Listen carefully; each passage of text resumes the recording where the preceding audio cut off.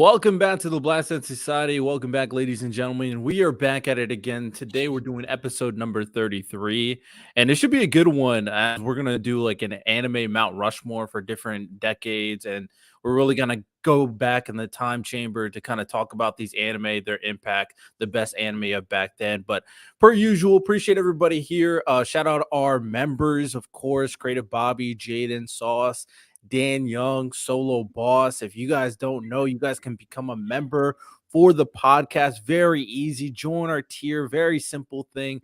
It really just supporting the channel. You'll be a priority member. Get your shout outs. You'll be a priority in our Discord, in our comment section, even in the live chat. We'll make sure to respond to all of y'all. So appreciate you if you do that, of course. And of course, if you guys want to join our Discord or anything like that, check out our socials. We have a link tree that you can do that. And we just appreciate all the support we've been getting. Recently I did check, man. Right now we're the third ranked anime podcast in Cambodia. So shout out Cambodia for really messing with us, and the 10th ranked anime podcast in Canada. So Canada's messing with us as well. So shout out Canada. Shout out to Canada for Apple Podcast, to be precise, for Apple Podcast. So shout out all of you. How y'all doing? What's the word? What's good? I'm chilling. Random and J Rob are running a little bit late. I think Miles is running late too. Hope J Rob's there. But no, I've been chilling. I kind of suffered a little bit because Disney and Star Wars decided to bring out some bullshit. But I'll get to that a little bit later. And yeah, I just been vibing. How about y'all? Man, I'm here for one thing and one thing only. Y'all know why I'm here. Hey, handle some business. I respect it. We got business to get into. Jared, I don't know if you heard, since you're a fellow, somewhat of has that little Canadian connection. We are the 10th ranked anime podcast in Apple Podcast for Canada. Shout out to Canada. Y'all know, I'm rocking with my Maple Leafs, man. Let's go. Shout out to Canada. Man. Run those numbers up. We need those. We definitely need those. For sure. I don't know where they watching. They watching in Hamilton, Ontario, man. Shout out to Hamilton, Ontario, man, because I know that's where they watching this at. And in today's podcast, we're going to introduce a lot of new stuff, of course. It should be very interesting. Miles and Random will show up a little bit later, but we have a new segment to kind of start things out. And this segment is called the BSS News. We need a little music back there. Not gonna lie. We need some music for this. We need a little music for that one. But yeah. But moving forward, we have our man here, Ty, who's going to be giving us some news breakdown. So it's all yours. I got some amazing news. That's something that's happening really soon. It's actually happening now. Is Viz original one shots that is being reviewed by Hisashi Sasaki. That is the person that edited for Naruto and One Piece. Reason we got Naruto and One Piece, he's a big reason for that. And Viz Media is opening up and accepting one-shot mangas and also some ongoing stories, but one-shot specifically. And what's so crazy about this to me is it's showing the influence that the West is having on the manga industry. So if you have a one-shot manga, a manga idea that you're thinking about putting out, you should definitely submit to this contest. I know my rebooted version of Hustle is going up here, so I don't know about y'all, but there's a piece of advice I would like to give you guys. If you plan to submit, you should 100% include your culture into your manga. I've seen many indie creators a lot of times do incorporate a lot of Japanese culture, which makes sense because manga anime is from Japan, right? But I think that it would be more beneficial that make sure that your story has a lot of influence of your personal culture. So if you're from New York, have New York influence. If you're from Nigeria, have Nigerian influence. If you're from Brazil, have Brazilian influence. And this is not just advice that I have. I'm giving you guys advice that Oda and Toriyama themselves have given people. There was a contest back in 2020 that was judged by the likes of Takehiko Inoue, the person that did Vagabond and Slam Dunk, Horikoshi, the author of My Hero, Toriyama, the author of Dragon Ball, and Oda. Here's something they said about some of the entries. This is what Oda said. As I was reading the mangas, I was able to reaffirm that mangas enjoyed all over the world. I would hope they keep creating while not losing the cultural aspect or the art style that is unique to their backgrounds. That's really important, to keeping the cultural aspect of your manga. And here's something that Toriyama said. Due to this being overseas, the contest The entries were full of diversity, which is really fascinating and refreshing. Now, so these ain't my words. These are the ghosts that telling y'all to keep y'all coaching y'all manga. The ghosts that tell you the guys this. So I think it's really important because also it would just be much easier to write. You can write better about things that you understand, and no one understands your culture better than you. So that's what I got to say. All right. Yes, No, sir. crazy, man. That's crazy. It's gonna be a new era anime coming. Oh, for and sure. manga. That's fire. Shout out to my dog Ty, man. Weatherman Ty. Let's get That's it. crazy. I I think it's also just this big boom because a lot of the greats are about to end soon. So they're trying to find that next hit. And they're looking across the world. And they've already been Western manga that have been published on the Jump. This app called Manga Plus that I even posted my manga on. People that won the contest in Manga Plus were already published on the Jump. There's one manga called Ruthless Render, got shown Jump publication already. And that's this guy, I think he's African. So West people with outside Japan and in the West are already had their manga be put on Shonen Jump next to One Piece, My Hero. That's already been happening. So this is a big opportunity for people. I know I'm gonna post mine on there. Yo, Ordeal, Hustle. We need both. We need. Listen, man. I'm gonna be honest. I'm gonna just say it because now I'm not gonna say it. I'm gonna say it. Yo, Shonen Jump, y'all owe us, bro. Y'all owe us. Y'all owe us, bro. Because of whether facts. He's not lying. He's not. I ain't gonna say it. Shonen Jump, y'all dead owe us, bro. And the reality is, we got all these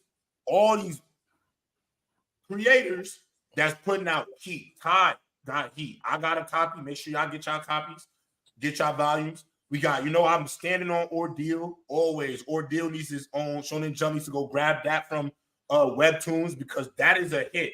If Shonen Jump got its hands on Ordeal, it's up. Send them up. I would love Mappa to pick them up because they don't.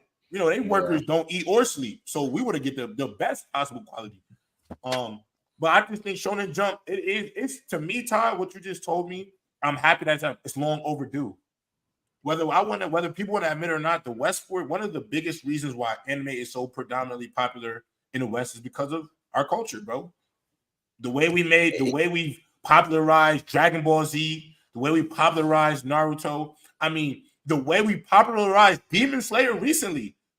I mean, let's be honest about this stuff. So when it comes down to it, I think Shonen Jump needs to make sure when they go to when they go to the West and look for these manga creators and these people who create these stories, you need to look at the people who've been down. We've been rocking with Child really since the 90s, bro.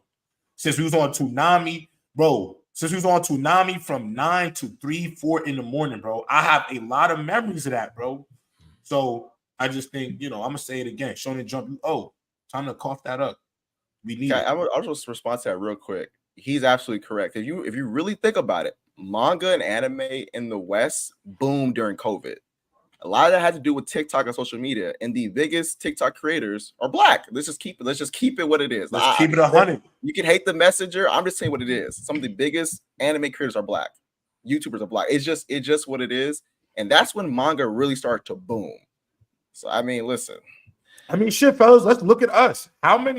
Not too many people doing anime TikTok are a fully Black group with 15 plus, 20K plus people following us, bro. Like, we are a part of that. You feel me? Like, we dead are. Like, we number 1 in Cambodia, number 10 in Canada. Like,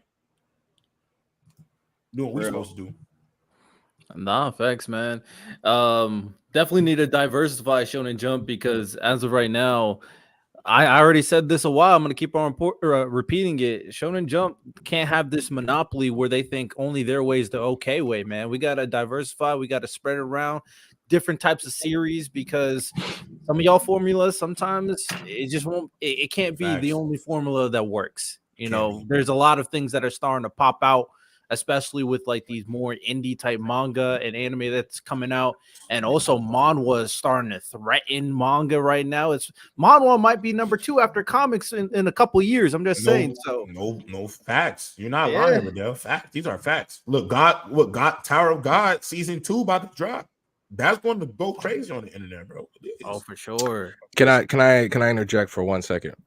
Look, Which No. Why is there two? There's two of them because it's for the debate we're gonna have later about Sanemi. Because I have you got exhibits to share. receipts. I have exhibits to share. But Oh wow! But before we do that, this is about to be so easy. No matter what you did, it's really not, J-Rob. But sure, is. hold on, J-Rob. Before. Well, real quick before we go around, because we were on the news topic, so I just had a few more anime news, and then you can take the floor. I was just going to introduce. Were you about to say something about the news that Ty just said? No, I was going to introduce myself as for one night only. Oh no, just wait on that until we get that. I know you don't got that maid outfit on, nigga. I have to. Just wait. Yeah, wait until we get to agenda hour. After the transition, we'll do the transition and just be ready. Just be ready. Right after the transition, just be ready.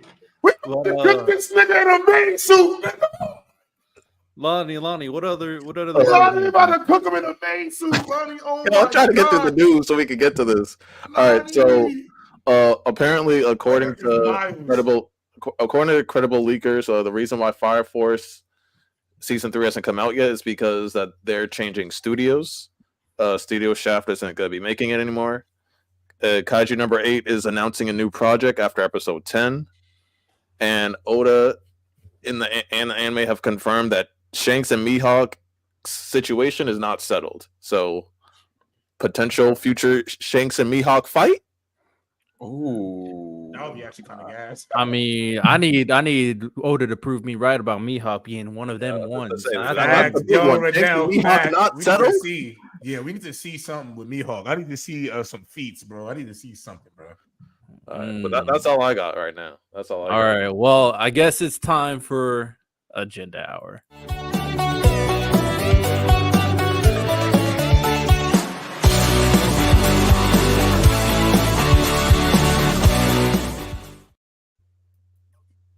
Oh, random! You're supposed to be on cue. You were not on cue at all. Yo, shout out to Sato and the team. Shout out to Random, man. The production right now, fucking fire. This is so. Obviously, shout out to Moon Peaches for doing this to me. I'm always gonna remember this, and I'm gonna catch you when you're least expecting it. But I'm a man of my word. I need to apologize because we had to wait a few weeks. But for one night only, I am your resident Black Sensei Society maid. Let's do this. This is the best I could do. No. Yep. It's the best I can do. No. Can you stand up for us? No, can you stand up, bro? Can you stand up, bro?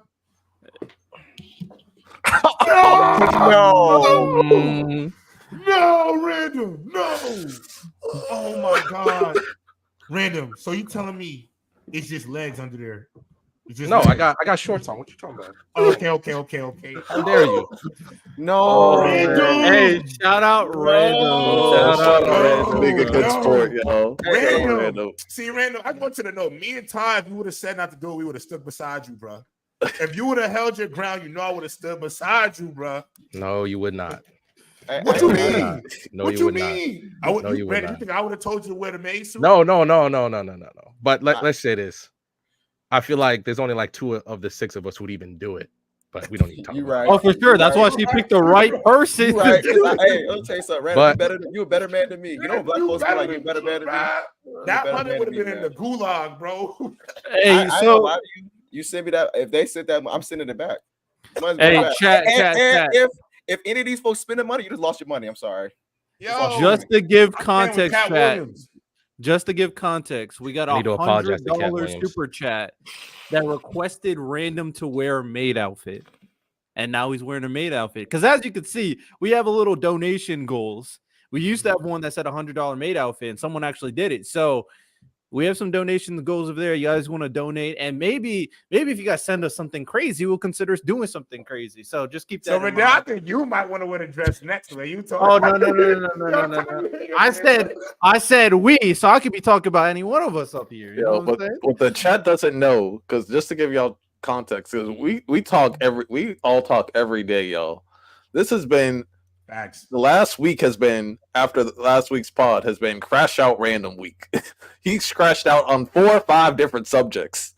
And so him wearing a maid outfit, we have to confront him. I stand with Random. No, I stand with Random on this. Shout out to he gave me some respect for actually coming through, pulling through. I have a question. Are y'all Random addressing W for sure? Are y'all addressing these arguments during the agenda hour? Because for me personally, I just woke up to messages. I'm just here to listen. Yeah, no, like so, chat. Like there was one message. There was one thing about Chainsaw Man that this week got proven. That this week got disproven. Oh no, Lonnie, stop! Because you were wrong. You were wrong. Random was right. You were wrong. We're gonna move on. Wrong.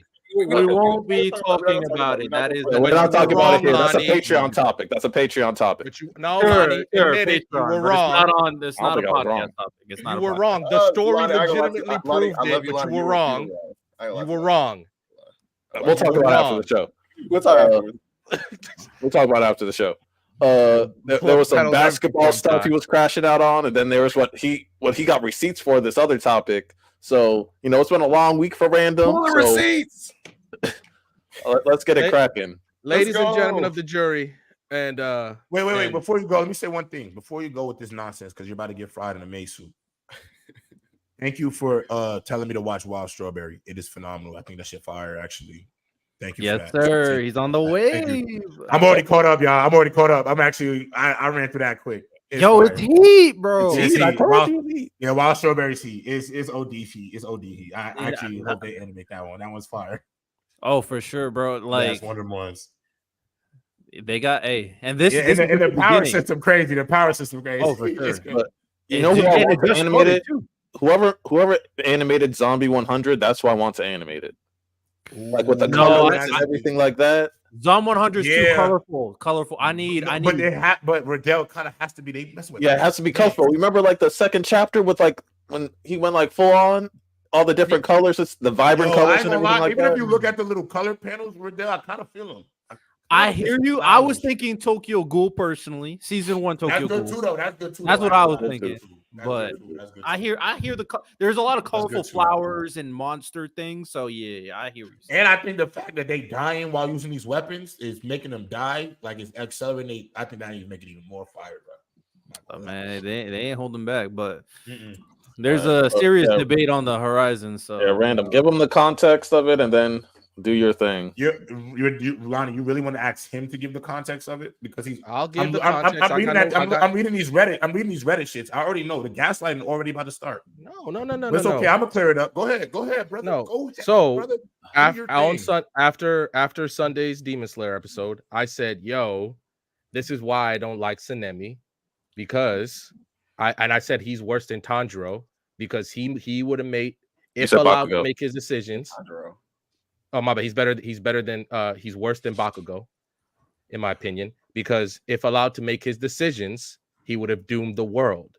Now, the one thing we can all agree on is that we all can agree with Sanemi's desire to keep Genya off the battlefield. That's what we can all agree on, correct? We can all agree on that. Mm-hmm. Now, just because Sanemi wants Genya off the battlefield, that doesn't dispute the facts of what I was saying. As a Demon Slayer and the Wind Hashira, he would have made terrible decisions that would have doomed the world. Now, with hindsight, it's clear to say that, but I have specific exhibits to dispute a lot of your guys' arguments. I wish Miles was here, but first we'll start with Lonnie, and let's start with Genya's abilities. Okay, Genya, it has been proven, it is canon, is one of 2 Demon Slayers in Demon Slayer history who can eat demons. And the reason why he can do it is because he has specialized organs that can do it, right? It's first things first. It's not taboo. It's nothing like that. It's just that nobody else could do it. So like how the lore for how the sun breathing was lost because nobody could do it, the lore for eating demons was lost because nobody could do that either. Now, I will present you guys with Exhibit A from the Demon Slayer data book, okay? Exhibit A from the Demon Slayer data book. All right, give me 1 second. And I will zoom in so everybody can see. That background is fire, by the way. Sorry. Shout out Santo, man. Oh, Jesus Christ. There we go. So, a very unique ability that is very rare, eating demons, to the Demon Slayer core. It is demonstrated that strong biting strength and special digestive organs by eating a demon, his constitution temporarily becomes a demon's temporarily, and the stronger the demon's blood, the stronger he becomes. So as of right now in the story, right? Just because Sanemi wants his brother off the battlefield, the facts are still the facts are not changed. Genya is one of the strongest demon slayers out there. Now he's the bottom of the line compared. Wait, where does to it say that he's the only one possible? It just says very rare. Very rare. Yeah, but you said he's the only one. Let me read it again for you because you didn't listen.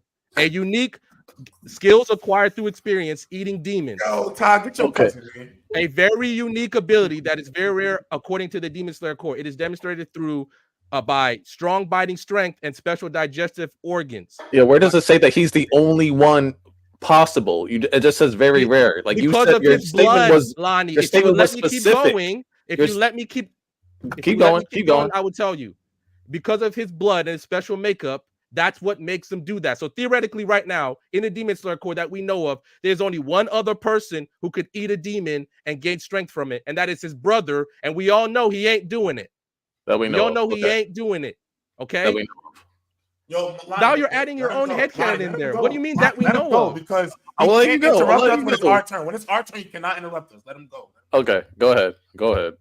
Ty, you're muted if you're talking. Yeah, you have to go off like what's presented. You can't say that's what's presented to us. No, but I'm saying based off of his sentence saying that he's the only one in the whole Demon Slayer. That's what the data book says. It says very rare. That's what the data book says. Hold on. That's what you can read it yourself. Do you need me to zoom in more, Lonnie? Even though I guess in the context of this conversation, he's talking about one person that we're seeing do it. Is maybe a better way to put it. That's what the data book says, not your headcanon, not anything like that. So and also the data book is where we find out that Genya is Gyome Suguko. That's where we find out. Okay. So even if they knew that he could regenerate, what's the one way in the Demon Slayer universe that you could kill a demon? You decapitate him. And Kokoshibo told us that if you decapitate a demon slayer who eats demons, he will not be able to regenerate his head. So if Sanemi blinds him, he will never be able to regenerate his eyes because it's where his head area is. He will never be able to, whether he eats a demon or not.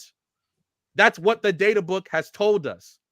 That's what the data. Read that again. Where it says that? Where it clarifies that?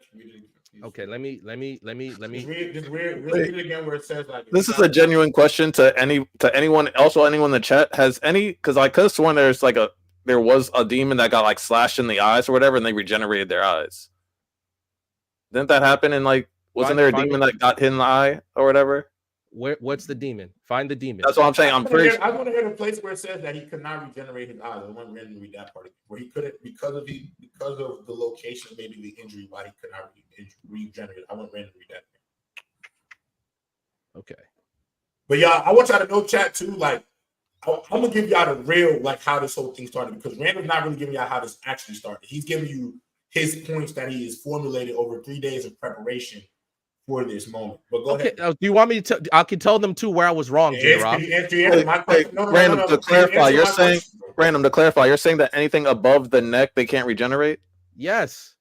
So the only reason. So when Akaza punched dude's mouth, the second moon's mouth off, and it regenerated, does that not count as above the neck? That's a demon. That's a fully strength demon. That's a demon. You just said because. Okay, go ahead. That's not that. Listen, Genya cannot do it because he's a demon slayer, not a full demon. Can you read the part again where it says he could not be able to do that if he was blinded, or that will confirm it?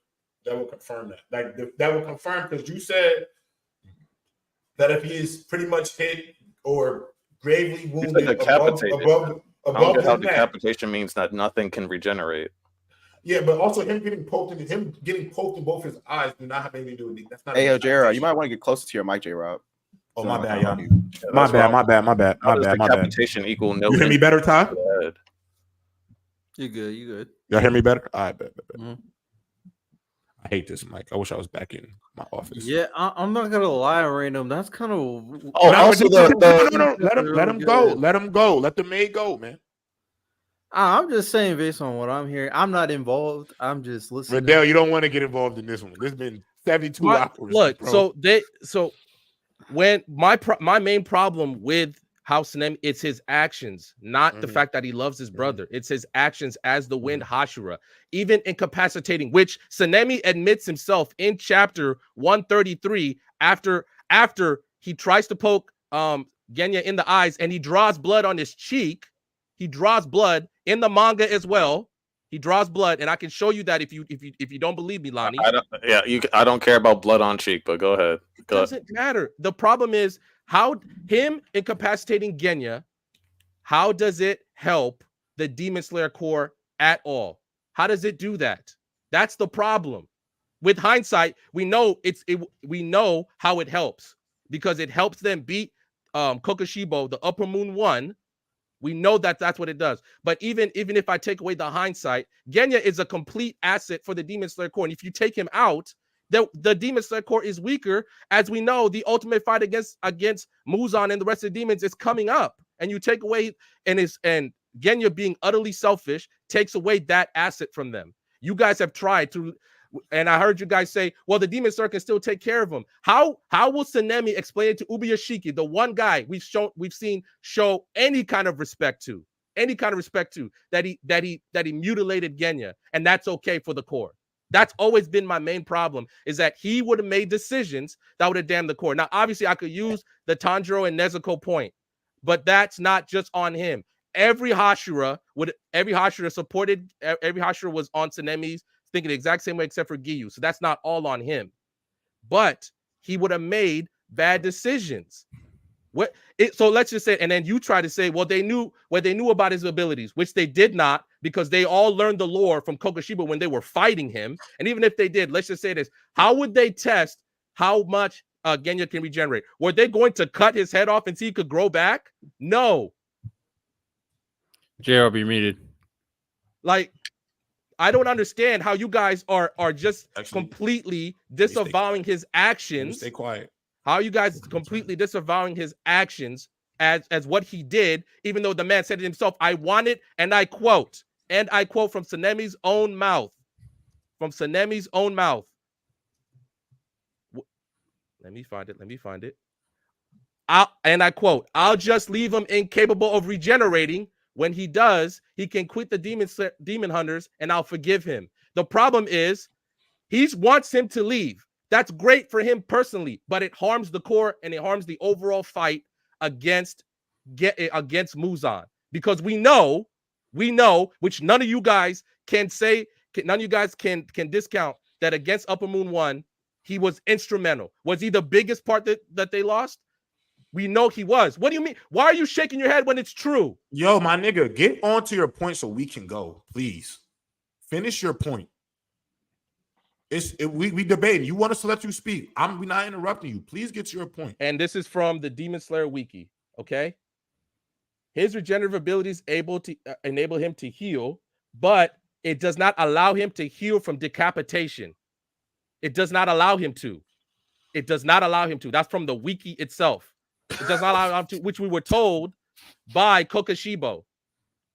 I'm not letting you guys disavow his actions just because that's his brother. Lonnie, if I tried to hurt you, but somebody else stopped me, I still tried to hurt you. Why would you just let me get off of that? Let us know when you're done with your Go ahead. Go ahead, J-Rob. Lonnie, you want to go first? Want me to go first? No, go ahead, J-Rob. I'll go first. Okay, I'll go first. I'll play off you on this. Yeah. Okay, bet. So I'm gonna start this first chat because I think the thing that Random does a great job of doing and failing and not to mention is where this original conversation is. That's why you know what's funny? You know why I know Random didn't give enough good context with Lonnie, Riddell, Ty? Because everybody's asking in the chat, what's the debate? What's the argument?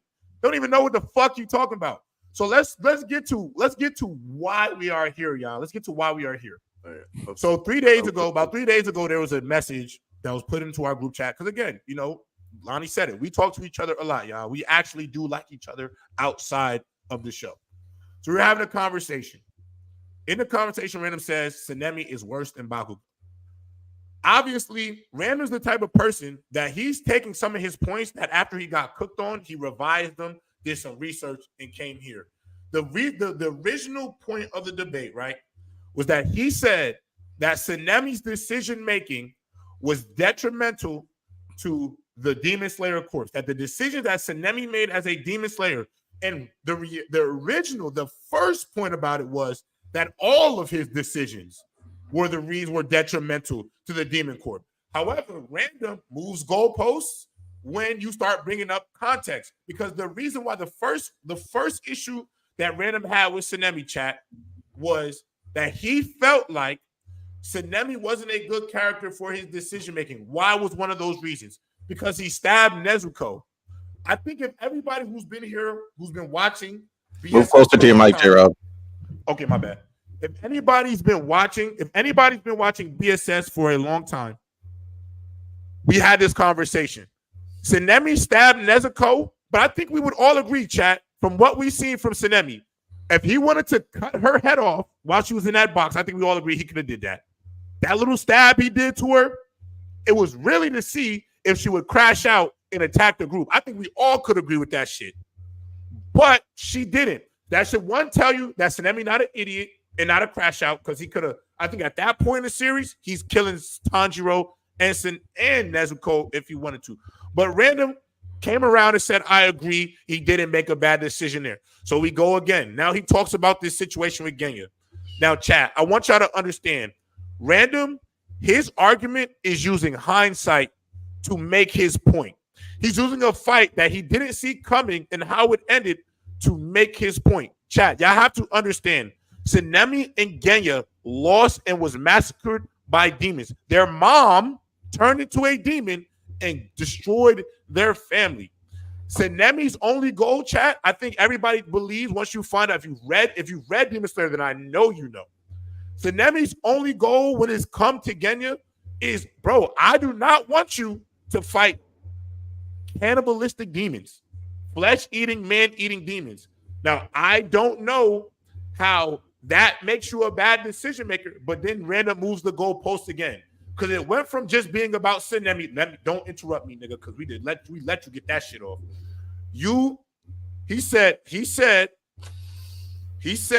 that Sanemi made a bad decision as a Hashira and as a leader. Chat, that goalpost move came once we put into perspective for him, chat, that Sanemi's decision making was in protection to the best interest of his brother. Nobody here has ever argued Sanemi's impact on that fight with Upper Moon 1. The only argument we've had is on Sanemi's decision making as a character. What Random does not want to tell y'all, chat, is that he does not like Sanemi's character archetype. Same way he doesn't like Bakugo. He don't like hot-headed characters. He don't like characters who are brutally blunt. He don't like characters that say how they feel and don't always come off as the nicest. Sanemi, even in one of the arguments he used Tanjiro's, one of the reasons that Sanemi is not a good character. So I'm going to give you everything that he said why Sanemi's not a good character. One of the reasons why Sanemi's not a good character is because he doesn't show the same level of empathy towards demons as Tanjiro, y'all. In a world that killing all these folks' family, friends, loved ones, because Sanemi lacks the same level of empathy and mercy towards demons. Even though Tanjiro kills demons, I don't know how much mercy you can have for something that you're killing. How much mercy are you showing for something that you're decapitating? Mercy makes him a better person. Not only that, he uses Genya. Genya, y'all, for the last 3 days, I realized Genya found the One Piece. He discovered the One Piece, y'all. He is the key to the show because he talks about Genya getting poked in his eyes where Sanemi tried to blind Genya after he found out that his little brother, that he doesn't want fighting cannibalistic demons, who can't learn a breath, y'all. The weakest of the group can't learn a breath. He fights by eating the demons. I think any brother would have the same level of reaction. Are you out your mind? You know why most parents beat their kids when they do something that threatens their own life or the life of somebody else. Now, some people are abusive. I'm not getting into all of that.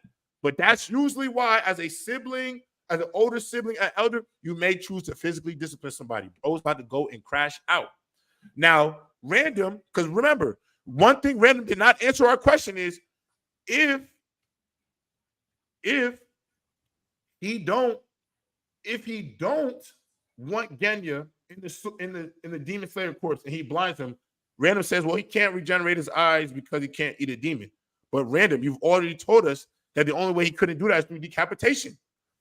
Getting decapitated means your head getting completely taken off your neck. So if you're poking somebody in the eyes, you blind them, then I do not feel like that's a decapitation.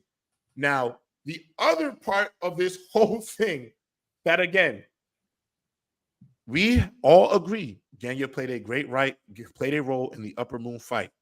But to say that Tsunemi acted as a detriment to the Demon Slayer court because of the decisions that he made is completely not true. I find that this idea that Tsunemi isn't a good character, it don't make sense. And is he? I'm going to answer the chat. Claudio Sanchez. Tsunemi's not a bad guy. I think at best he's a bad brother for not wanting to talk with Genya and not explaining. Actually, can I answer that? Can I answer that? Actually, tag you in. Go ahead, bro. All right. So, as a brother of 3 siblings, if I'm in Tsunemi's shoes and I find out, oh, my brother's eating demons. Oh, what if he actually like read the report of like what happened at the Sword Village? Oh, he lost limbs. He got gut punched, like body parts blown out, guts falling out, and he's just regenerate. If I know, like, oh, the only way my brother in the Demon Slayer Corps, the only way that he can fight is by eating demons, which I don't think is probably the most healthy thing, by the way. And throughout the fight, he's losing body parts, he's bleeding out constantly. If I'm in a situation where like my sibling is basically doing everything, they're crashing out, I'm gonna do whatever I can to stop them. I don't care if I have to beat up my brother or whatever. If my brother's doing crack, am I gonna beat his ass? Yeah. Be like, yo, what the fuck are you? I'm gonna make sure you can't kick. So him being aggressive, him doing the things that he did, is it the nicest thing? No. Is it like, oh, is that the right thing to do? No. But when you're a sibling, emotions rot, and we see that Tsunemi has a lot of trauma when it comes to demons, and his attachment to his brother. So, in my opinion, when Tsunemi heard you're eating demons, he automatically part of his brain thought you're gonna end up just like mom. I can't let him end up just like our mother. I can't be the one to put down my brother. So what did he do? He took him out of the situation, or at least he attempted to. And wait, can I add one other thing? Can I add one other thing that we're also not talking about? Because, I think one of the issues that Random has with Tsunemi is the treatment of his brother, the way he treats Genya. But this is the thing. Random is in here sending us Reddit notes from the book. So that means he reads, right? What did Genya do when Tsunemi killed their mother? Does anybody remember what happened? What happened, y'all? What did Genya do when Tsunemi killed their mother? He blamed Tsunemi for killing their mother. Put that grief and burden on his big brother. I wonder why Tsunemi acts the way he acts now. I wonder who put all that grief and burden on the back of young Win Hashira Tsunemi, the brother that he's ultimately trying to protect. That's why in those same texts that you send us, where you send us these Reddit notes, that's why Genya is apologizing to Tsunemi. He wants to apologize for how he acted when they killed his mother. At no point had Tsunemi's decision-making, especially at the point that we were talking about, and this is the other issue, you bringing up that Upper Moon 1 fight is bullshit, because the reason why you don't like Tsunemi is because of the events that had happened up to that point in the anime. You're using the Upper Moon Can't hear you, J-Rob. My bad. You're using the upper. I need to move my gain up. Hold on. You're using the Upper Moon fight. You're using the Upper Moon fight to prove your point, but your argument is based on events that you've seen up to that point in the anime. So trying to use hindsight to prove this point because you're trying to make Genya seem like the key to the show, it don't prove your point. Because we can all look at all the actions that Tsunemi's made, and really, I can't look to say he was a detriment to the Demon Slayer's Corp or anything, because one, his decision making didn't make his brother listen to him. Genya still pulled up on Upper Moon 1. So nothing he did was a detriment. And 2, you can't actually name me an action that was detrimental to the Demon Slayer Corp unless you go into the future to a fight that nobody's seen yet, who hasn't read the manga. It's bullshit. Like this whole debate has been bullshit. And you keep moving the goalposts of your point to fit an argument because you just don't want to say, you don't have enough pride to just say, I do not like Sanemi's character art. That's all you have to say. Just let me know when I can go. Go ahead. Go ahead. All right. Yeah, I'm good. So y'all, first things first, let me dispute one thing that I said. You said no one said that Genya did not have a big impact on the Upper Moon fight. Lonnie literally did when we were talking on Discord yesterday, and then I used the breaks analogy, and then he stopped. Lonnie, am I lying? You used the what analogy? I didn't hear the brakes analogy for your car. Am I lying, Lonnie? The brakes analogy? Yes, Lonnie, you were I there. so. Don't start. I'm not gonna lie. I just said I guess so. Oh, now you guess so. Okay. Second things first. We had like 5 discussions, like 10 discussions on Discord. So I don't know exactly. I'll let you talk, Lonnie. I'll let you Go talk. ahead. Okay. So I pulled up the exact conversation, and I know because we showed Luca in the bandages before, and then our conversation started going from there. And let me this is what I said. Luca. Yo, this episode is completely solidified why I don't like Sanemi. I respect him as a Demon Slayer, but F that nigga. Look, I said he worse than Bakugo. And then J-Rob said, you got to read the manga. He had kind soul. I have, and I still don't like him. He is a kind soul that almost ruined the Demon Slayer Corps' ability to beat Muzan because he got mad. Look, the way that chapter 133 goes, Sanemi finds out right then. Because we're not using Lonnie's headcanon. No, Lonnie, I let you talk. Oh my God. We're not using Lonnie's headcanon to say, what if Sanemi read the report? Because we didn't see it. And even if, let's just say he did, how is Sanemi, when Ubuyashiki asks, what happened to Genya's eyes? How do you explain that? Well, he's my brother. I don't want him to fight anymore. But the truth of the facts are still, Lonnie, he's still one of the best Demon Slayer members out there. Okay? It's not even about fighting Upper Moon 1. It's just what he is right now. Okay. Can I ask a question? You're acting like you're about to fight Upper Moon 1 and he was about to break his eyes. No. Lonnie. That's literally what you're acting like. Random. Can I answer your question? I don't mean to interrupt. I really want to answer your question. Continue to speak, but I need you to answer my question. Random. Name me the decision Sanemi made that was detrimental to the trying to get Genya to leave the Corps is a bad decision. No, it's not. It's not. Yes, it is. Because bad decisions affects the Corps. Bad decisions have consequences. Nothing that Sanemi did has had consequences. Just because, okay, bro, if you jump off a 2-story building but you make it off, it's still a bad decision. If you jump off a 2-story building, you're breaking your legs. Earlier, you just said that he had no idea about the report or anything or what the abilities did, right? And so basically, what he did was he almost poked out because if we're just take the brother aspect out, a person that can't use any type of breathing. So he's just a regular. He's not regular, Lonnie. You know. No, Lonnie. You cooked him. Lonnie, you actually cooked him. What Sanemi knows, because as you said, he has no breathing technique. He's not a good fighter. He's not a good fighter at all, and he has no abilities besides all Sanemi knows, according to you, because he doesn't know about the regenerate abilities. He doesn't know about the regenerate shit. All he knows is that my brother can't fight and he eats demons for some reason. Lonnie. Yes, Lonnie. That detrimental to the core. You know why he cooked? You know why else he cooked, Lonnie? He has no techniques and he just eats demons. And you know why detrimental? And you know what? Lonnie, knowledge. Lonnie, you got to add another point to it because this is why Random is cooked. Now, Random, you're gonna go right to this. Lonnie, you know why else he's cooked, bro? You know why else he is freaking cooked? Because he also came up here and said that they don't know that Genya can regenerate. But he used the point that earlier, before we started the live, that Sanemi blinded him knowing that he couldn't regenerate. That's not true because you just came up here and said that he doesn't know what his abilities do. So your argument that he could not regenerate his eyes if he would have ate a demon is no longer standing because you used him. No. Let me finish,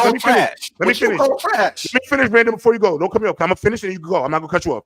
You said that when Sanemi, you used a quote that Sanemi said, not the Demon Slayer Corp, not one of them birds, not anything. You said what Tsunemi said. Tsunemi said that I'm going to poke you in the eyes to make you blind and maim you. Then you came out of your mouth and said that you don't know that anybody knew what Genya was able to do, which means that when he tried to poke him in the eye, he did not know that when Genya ate demons, he regenerates. So you have no proof to stand on that fact that if he went blind, because also, chat, I want to also mention, chat, Random was coming out here saying that a demon slayer, y'all, who have heightened senses above average human capabilities, that if he goes blind, he would not be able to live a normal life in feudal Japan. However, he came up here and said this is the most important character, one of the strongest characters. All of this not shit. The most important. I'll show you the text. All this shit. No, now you guys are lying. Now you guys are lying about what I said. Wait, Tyrell, I don't want to argue because it's yes or no question. Did Random not say in the Discord, it was either Discord or chat, that Tsunemi, in that chat, that Tsunemi was one of the most important characters to show? Did he or did he not say that? Did he or it's just yes or no? Yes or no? Yeah, I think so. Yeah. Okay, so Random, stop lying about things you did say, because you did say that. All I want, you did say that. You did say that. I got the proof on my phone too. I can scroll up. It's in green messages. You only got an Android. I could put it on a fucking screen. You did say that. So half the points you tried to make, because Random, again, why don't you just say you don't like his character? That's more than enough, and we'll all understand that. But to try to put this idea that the decisions he's made is a detriment to the Demon Slayer Society, when you also can't tell me the decision, you can't tell me the decision that he made that was detrimental, you're losing this debate, because you also fucked yourself up when you talked about Genya, because you used Tsunemi's dialogue in that dialogue bubble when he said that I'm going to maim you so you can't do this work no more. But you also came out of the other side of your mouth and said nobody knew he could regenerate. You can't have that both ways. You literally can't have that both ways. You are fried. Put that maid suit on and go clean a bathroom. It's quiet, gang. This shit over. It's over, bro. It's over. Let's move on. Riddell, let's move on. No. Let me go, J-Rob. J-Rob, I let you talk. This is what we know at this point in the story. Was Genya not instrumental in fighting one of the upper moons and saving the swordsmith's village? Do we know that at this point in the story? You just said that they didn't know that. You just said that you didn't know that. Chat. No, J-Rob, stop. I let you talk. J-Rob, I let you talk. Wait, so how did they know that? Lonnie, stop. Lonnie, this let him is rock. what Let him we rock. know in the story. He's losing bad right now. No, we're not. Y'all are seriously not listening to what I'm trying to say at all. The act of Tsunemi trying to blind Genya, who was instrumental in saving the swordsmith's village and was part of killing one of the upper moons. That's why he's one of the most important characters. Andro fought 3 of them Please niggas. He could barely fight one. Please let me talk. Once again, it doesn't matter if he fought one. It's the fact that he fought at all. It's the fact Random. That he I have a question. No. Let me know when you're done. Let me know when you're done. Go ahead. Let me know when you're done. No, this is the problem. The fact that he even attempted to blind Genya is the problem. It's what makes it a bad action. You said he is one of the most important characters in the story. Is he not? Not at that time. But he is, though. Not at that time. In the future, yeah. No. From what he's done in the show. From what he's done. That leads to my question, Random. No, let me finish. Y'all are the fact that you guys are saying, oh, it's okay that he tried to blind his brother, despite the feats that his brother has done at this point in the story. Sure, he's not as strong as Tanjiro and the 3 of them, but there are still feats that he has. One of the few people in the core and the story who has fought an upper moon at all. And he was instrumental in killing one of them. That Genya being incapacitated is gone.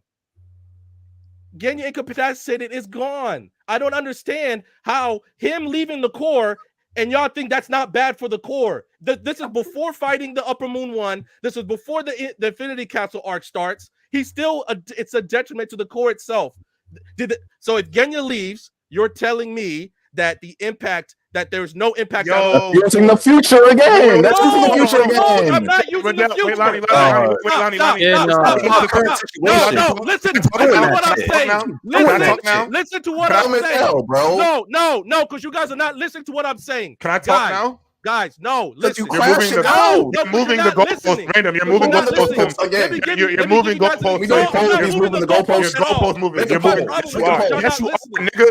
No, because you're not listening. J-Rob, I let you talk. J-Rob, I let you talk. No, I let you talk, J-Rob. I let you talk. Guys, let me give you guys a perfect example, okay?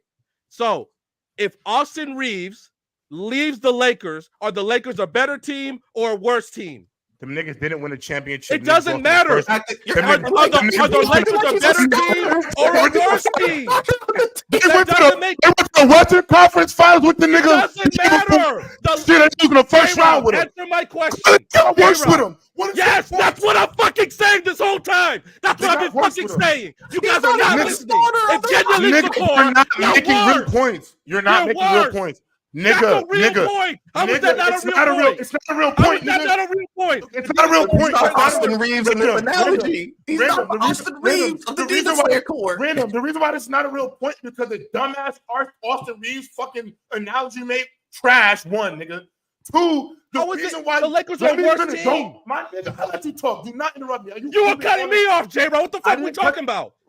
Lonnie, have you turned this nigga off? I've been letting this nigga say bullshit for the last literally 20 minutes. Go ahead, J-Ro. My nigga. Yeah, take that May suit, go to the bathroom, sprinkle some water on your face, nigga, and get over it. My turn. My fucking turn. You losing me with all this dumbass shit that you talking about. Because one, when we get back to the point of your argument, my nigga, the point of your argument is that the decisions that this nigga Tsunemi makes. Excuse me, let me stop cursing because we want this to go on TikTok and we want to get. Oh, for sure. Yeah. I just letting this go. Why are you guys letting this go? Let me speak. Hold on. I didn't do anything. I'm just here, man. Let me go. Yeah. Me and Ty just chilling. Can I ask my question if you need time, J-Rob? Hold on. Let me do my little shikamaru. All right, I'm back. All right. So look, let me get back right. So chat. When we had this conversation, again, everything Randall's talking about, y'all, these are new circumstances that he used to push his argument. And what I mean by that is this. The original argument, chat, this is why y'all cannot let Random gaslight y'all. I know he looks very pretty in that maid suit, but y'all cannot let him gaslight him. Because the reality of it is the original point of this conversation, chat, was that Random's point was Tsunemi does not make good decisions for the sake of the Demon Slayer Corps. When you ask him, what decisions did Tsunemi make was bad for the Demon Corps, he talks about an attempted blinding of his brother Genya, J-Rob has literally disputed the shit. That even if he was blinded by his brother, it does not cause a detrimental decision to the Demon Slayer Corps. Why? Because I think we all agree he could eat a demon and regenerate his eyes. Because Random already clarified for you and everybody in this chat that decapitation will be the reason why he couldn't regenerate, not getting his eyes gouged out. The last point that I want to make sure I keep emphasizing, chat, because Random's going to come up here, chat, and the thing is, y'all going to understand we're going to go in a circle, in a circle, in a circle, in a circle.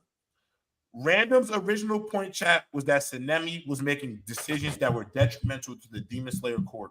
He cannot name you an actual decision that was detrimental to the Demon Slayer Corps. So because he can't name that decision, he goes to the fact that Genya helped out in the fight for Upper Moon 1. But chat, that was never his original point.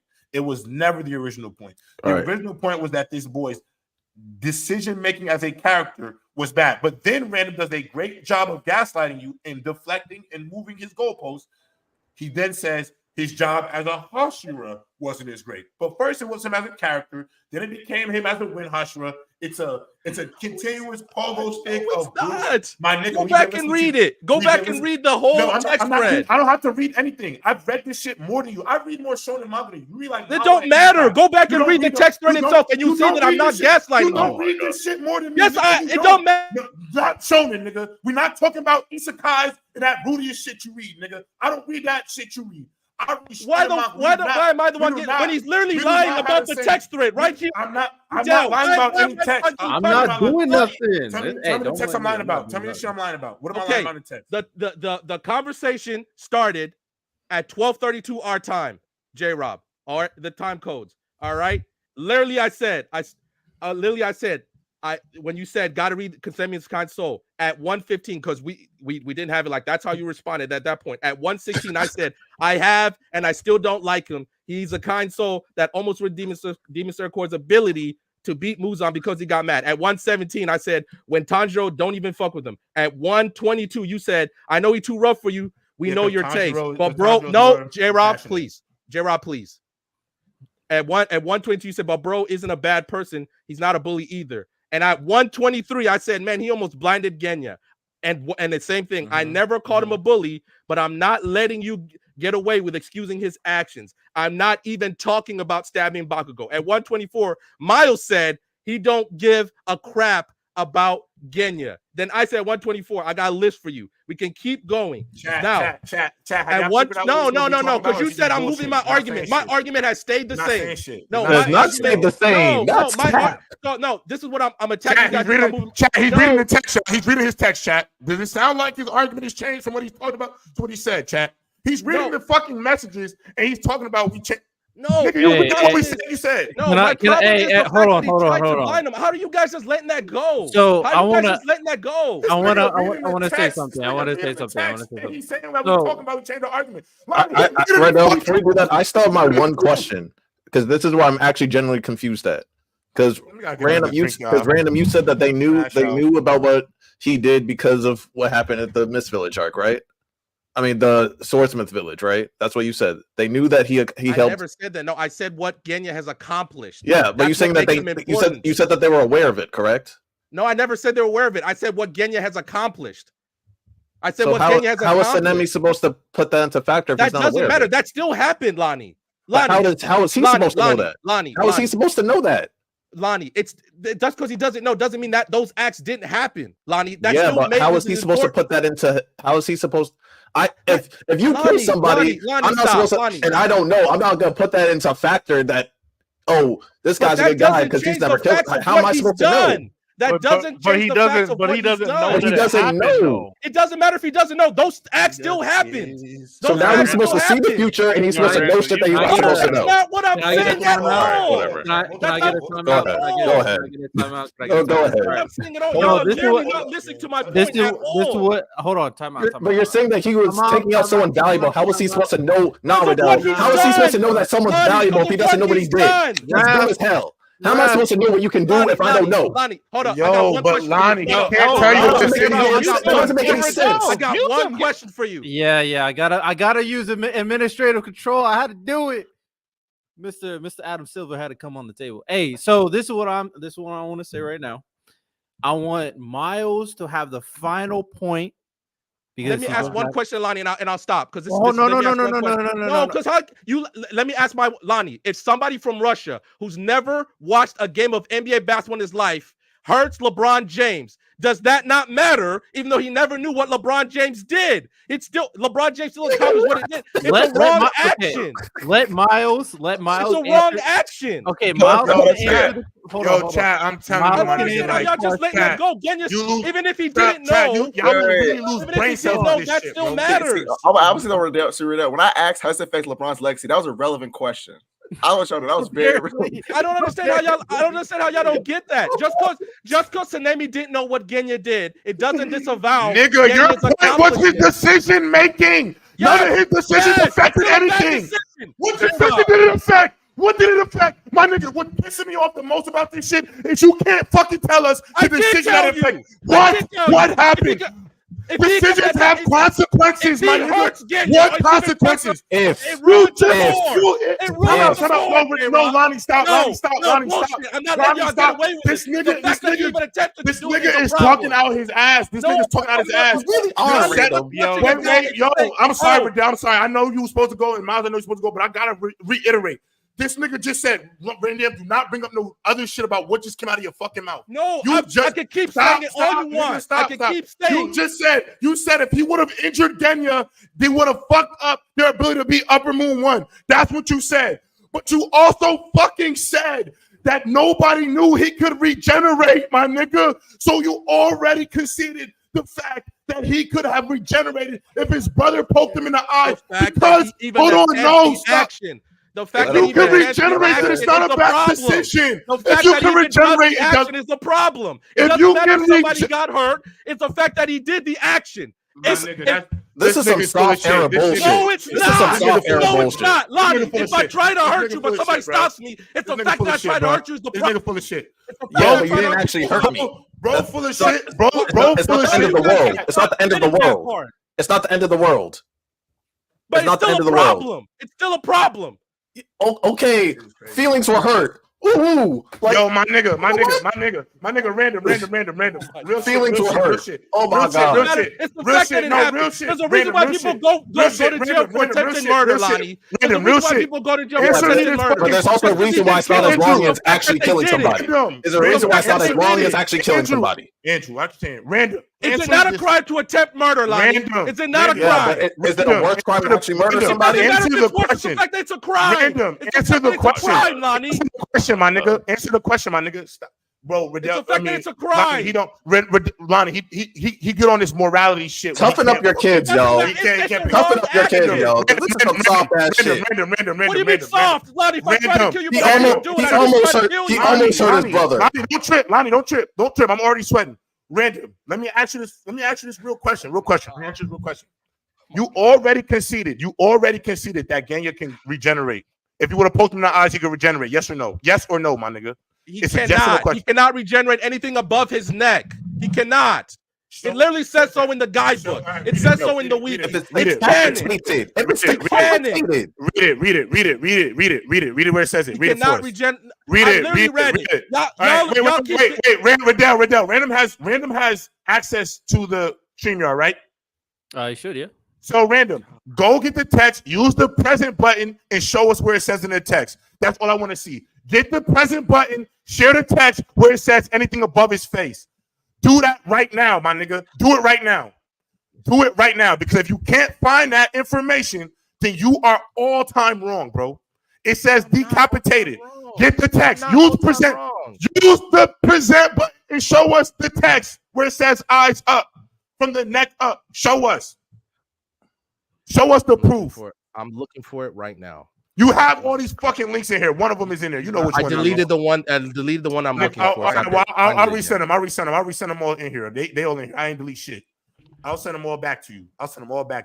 So make sure you use the one that you know says not decapitated, but above the face. And if you do that, you got it, King. It's your world, bro. If he can't regenerate, you got it, bro. A lot of cardio you did this evening, eh? Bro, and I went to the gym today. Shit is crazy. Out, man. 4 miles, 4 miles, bro, in the gym, Miles. And I'm doing another 2 with this nigga, bro. I didn't want to have to cook the maid, bro, but I gotta cook the maid today, man. Shit is outrageous. Good evening, everyone. The fact that y'all are just saying, "Oh, it's okay that he tried to blind his brother," is crazy. He can't find the text, Riddell. He can't find it. I googled it. I googled it. It says. Because his regenerative abilities enable him to heal after Aizatu's technique tore numerous holes straight through his body, though it doesn't allow him to heal from decapitation with Nichiren or otherwise. It says nothing about the head. Random. You think if that nigga got his ear cut off, his ear wouldn't grow back with a demon if he had a demon? We haven't seen it. How can we know? Finished. Move on. No, we're not. No, because I got more. No. We're already an hour in. We have a main topic. We to do the laundry. He's cooked. He's fucking cooked. He's cooked. So we're gonna end it. We're gonna end it like this. Miles will say the final piece because he was in the debate as well. He couldn't find the text, chat. And then he couldn't find it. We have for the proof he couldn't find it, my nigga. I'm Jay Oma, nigga. If you need a fucking representation, call J Rob. Bring your shirt out before you come back, gang. Miles will wrap up the debate with the final point. Good evening, everyone. I just want to say, Random, you look stunning this evening. Very beautiful young man.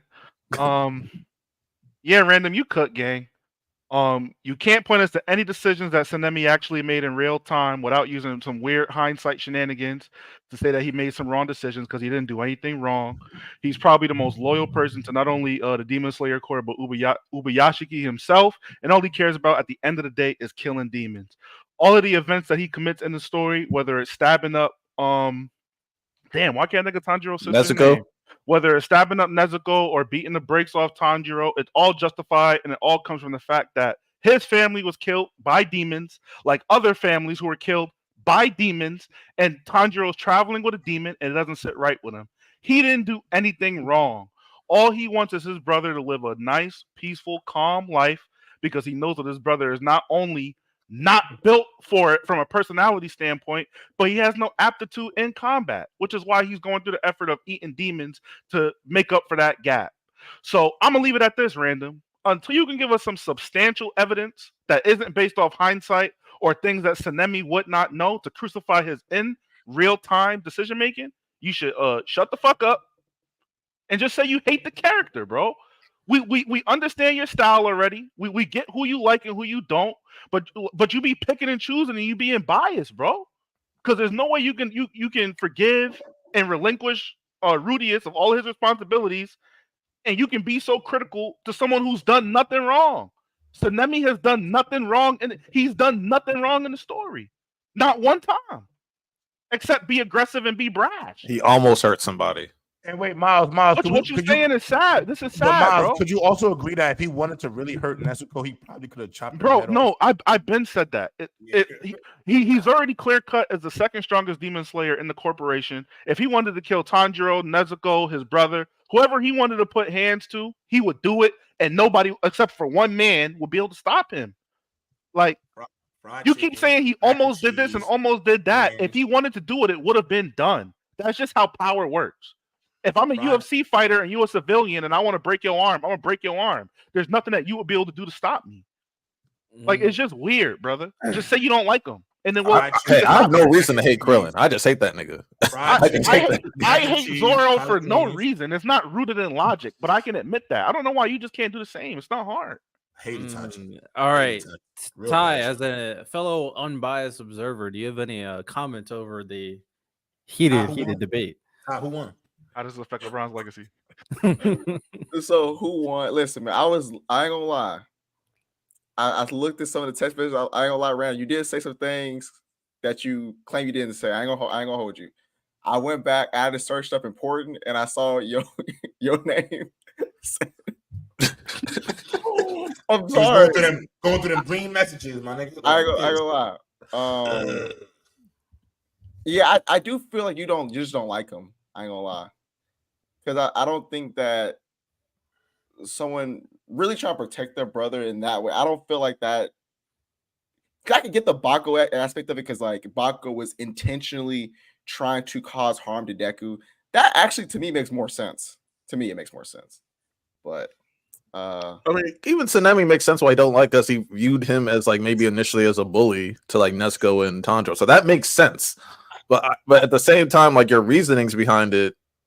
But also, about the standpoint of like, I feel like maybe like his first impression of Sanemi was as a bully, so maybe that's why he doesn't like. A good point. She is a demon.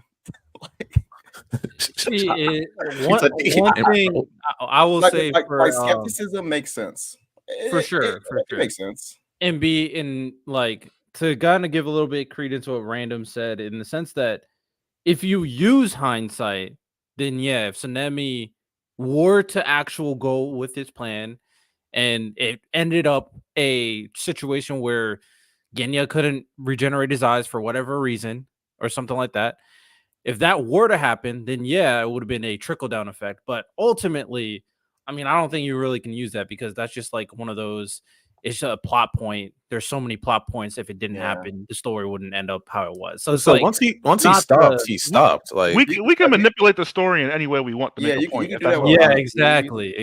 So that's why it's not. You do think a lot of series where you can say if this character did this, then something bad would happen. Well, I mean, yeah, sure, but bro. You can really Especially if that didn't happen. Man, you know, all I gotta say is fried chicken, mac and cheese, collard greens, oxtails, cornbread, nigga, cranberry sauce, nigga. Fuck is we talking about? But Next you topic, know what, Random? Sanemi does have an aggressive personality, so I hear you. Yeah, I feel like maybe this is the archetype you're not. And that's why I relate to them niggas, man. I'm rocking with them. Baro, Bakugo, Sanemi. I got you, my nigga. I would not let this nigga disrespect. This is kind of like off topic. I would never let them disrespect y'all. Random, use this kid. Use this kid. I'm rocking with all of y'all. Y'all good. J-Rob on defend all of y'all. I know how y'all feel. Let me read Trent super chat. He said $2. Shout out our boy Trent, of course. He said, so Random getting fried? Word. Yeah, tough, man. I'll say this one last time and I'll stop and I'll be quiet for the rest of the goddamn stream. It's not the you don't need to be quiet for this. We have a main topic to get to, my nigga. Legitimately pissed off and I'm Look, he got too cooked. He's too cooked. Overcooked. Stop. Guys, I'm literally begging you. I'm literally begging you. I'm literally begging you. This is what I'm saying. If we're out at a party somewhere and somebody tries to fight J-Rob, just because he didn't try it, just because he did, my problem is the action itself. I'm not gonna like the dude. I still think it's a wrong action. It's a wrong action, brother. The concept is not the same, brother. But why don't you you're acting like he actually did it though? That's what you're saying. It's not that. I'll say this one thing. Let's say he can't just say he don't like him because he attempted to blind his brother. Why can't he just fucking say that? Why can't he bring that? Why can't you say that? Why we have to bring the whole Demon Slayer? I don't like his actions. A better analogy is that I'm trying to fight J-Rob because I'm trying to stop him from doing something dangerous. That's a better analogy. Me obviously want to try to fight J-Rob randomly. Yes, crazy. But if I'm trying to fight J-Rob because I'm trying to stop him from doing something dangerous, that's a whole different point. That's the context. Thank you. Yeah, like I mean, if he just got a sword, it's like I'm gonna poke somebody out, let me stab somebody. That's this nigga crazy. But yeah, random. If you like this, definitely, I'm fine with you thinking this way in the very like objective moral sense. The fact that you're harming your brother, period, is a bad action. If you want to say that, that's fine. This nigga be picking and choosing what his morals want to apply, bro. I mean, I'm just thinking. Y'all can just look at me all I want. I've told you all these. We friends. We personally, we all friends. So I'm not saying that. I wouldn't say that. No, every one of y'all who throw readers in my face like I've never said. You apply your morals to characters you like based off the character. You don't apply your morals to every character. Lonnie, have I ever said that Rudius is justified in anything that he's done? Because every time J-Rob throws it at me or somebody in the chat, but you still talk about him at a higher standard. That's the difference. The problem is he offers Rudius charitability that he doesn't give the other characters. And my other very charitable to Rudius, where he won't be the Bakugo or anybody else. That's where the problem lies. And the other problem realizes when you talk about Rudius and the Bakugo, you always make these moral analogies based in real life. And I think in real life, I think any of us, if we all had a little brother that was going to do something that is legitimately going to get them killed, because I think I'm beating his ass. I think what we all, but Lonnie, I think what we're all forgetting about this, Genya dies. He gets smoked. He died. So Loki Sanemi was in the right. Loki Sanemi should have finished. He was avoiding, like literally. Genya would have died after they all lose to Muzan at the end of the story, and the demons are so walking. Random. It's okay for your brother to die as long as he sat on that grenade. Let's use a war analogy. Let's use the war analogy. Let's use. No. We're gonna use would have been the same. No matter you're giving me my analogy. This nigga had 100 analogies. I'm getting mine. My analogy is this: would you be okay, Random, with your little brother? I'm going to use a movie reference. It's Fury. We're in that one little tank. It's all of us in the tank working the tank. Lonnie, your little brother. Sorry, Lonnie. I just have to use an example. Would you be okay with Lonnie diving on a live grenade to save me, Riddell, Ty, and Miles? No, but... So if you didn't allow him to do it, I say you did something to get rid of the grenade or you move Lonnie out the way. You have bad decision making because you saved your brother. Would anybody judge you for that? Oh my gosh, that's not what I'm saying at all, and that's not the right analogy. Answer the question. That's not the right analogy either. That's not the right. So I can't. So me comparing flesh-eating demons to a grenade, that don't make sense. No, because Genya going to fight flesh-eating demons, I think, is the equivalent to going to try to cover a grenade. Because obviously, from the chapters and all these Reddits that you read, I think we all agree, Genya is the weakest. He get fucked up. Excuse me. He get beat up more than he really be. Yo, I ain't gonna lie. From anybody who's read, have you ever seen Genya really? Low-key, he might be worse than a regular Demon Slayer. He's literally not. Genya ain't random. If he did not eat demons, he would literally be a stain. I hope. And I agree, but the fact that he's done, you're saying he's worse than a regular Demon Slayer when we know he's not. Lonnie. The reason why he should have died 5 times. Every fight he should have died 5 times. Demons is literally because he's either at the level or worse than a standard Demon Slayer. That's the whole reason why he eats demons. Random, he literally he fights with a shotgun.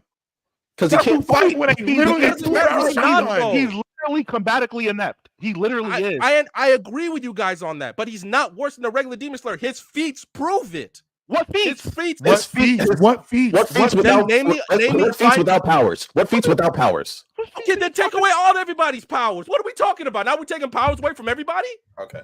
Tanjiro before formal training almost killed the Hashira on their first encounter. That's great. That's one person. That's one person who's better than him.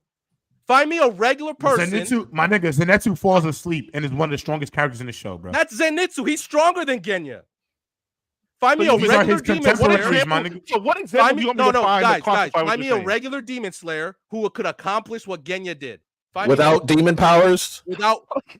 So you mean dying? Without demon powers. I can show you a bunch of demon slayers that died. I can show you that.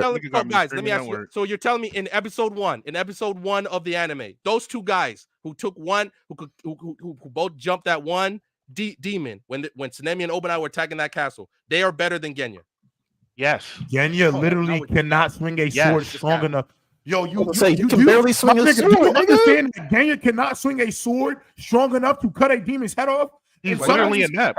Literally, some of these Sparta demon slayers that you're saying are not strong enough, they at least can. Genya can't cut the neck of a minion at a baseline. Demon, we're saying at a baseline, random. Obviously, with the demon, assumption he's better than them. But at a baseline, they're better than him. He literally is unskilled with the sword. I have a quick question. Super quick, my bad, but let's say I want to ask you this random. Maybe this can give us some clarity. Let's say that you're in his position, same little brother and everything, right? Everything that you know, right? What would you have done? What would you like? How would you approach that? Would you have just let him keep trying to fight demons? What would you have done? He has the One Piece, so he's letting him fight demons. No, I wouldn't. Why would you? I'm genuinely asking. I'm curious. Random has future sight, Ty, so he's gonna see into the future. Let him answer. My bad. Go ahead. You good. I wouldn't have tried to poke Genya's eyes out. Okay, what you would have done? I would have kept talking mess to him, break him mentally, so that he doesn't have to fight anymore. So it would be the same result. Please listen to what I'm saying. Please listen to what I'm saying. So he would still leave. As you say, do what he's already doing, Riddell. Do what he's already doing. Already doing. My problem with Tsunemi is the act itself. That's always been my problem. It's the act itself. Your main problem was that you were losing an asset. You just said that you would make him leave, thereby them losing an asset. So you would do the same exact fit. You would do literally the same exact shit. Let me respond to real quick. Here's the problem with that, random, is that emotional abuse is just as bad as physical. That's the thing. Like you're saying that, yeah, you wouldn't physically abuse him, but emotionally it's still that's so crazy. And they would, the Demon Slayer Corps would still lose that asset that Random is saying is so important. They would still lose that asset. So that means that we and Tsunemi would do the same exact thing. We wasted like an hour and 18 minutes. It's about what he does. Let me give you one last. I got it. Because we all know Denji Kyrie wasn't He came up here, we had a debate, and you lost, bro. You lost. We've been beating a dead horse for this topic. Any other agendas? Put the poll back up if we have to. You lost. I have a quick agenda before the main topic. Yeah, let's move on. Okay, so we're gonna move on to the main topic. So today, what we're gonna do is we're gonna create a anime Mount Rushmore.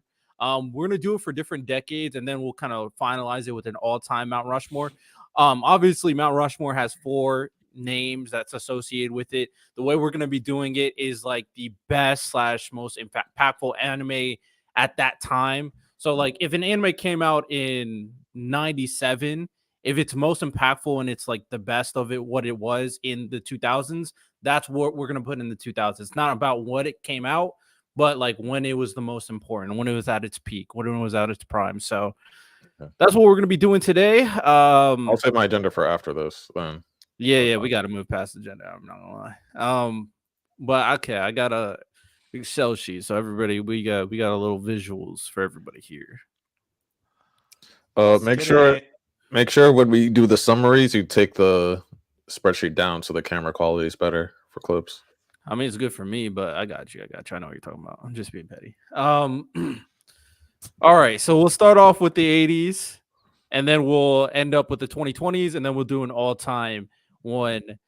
So we can kind of just discuss it for the 80s.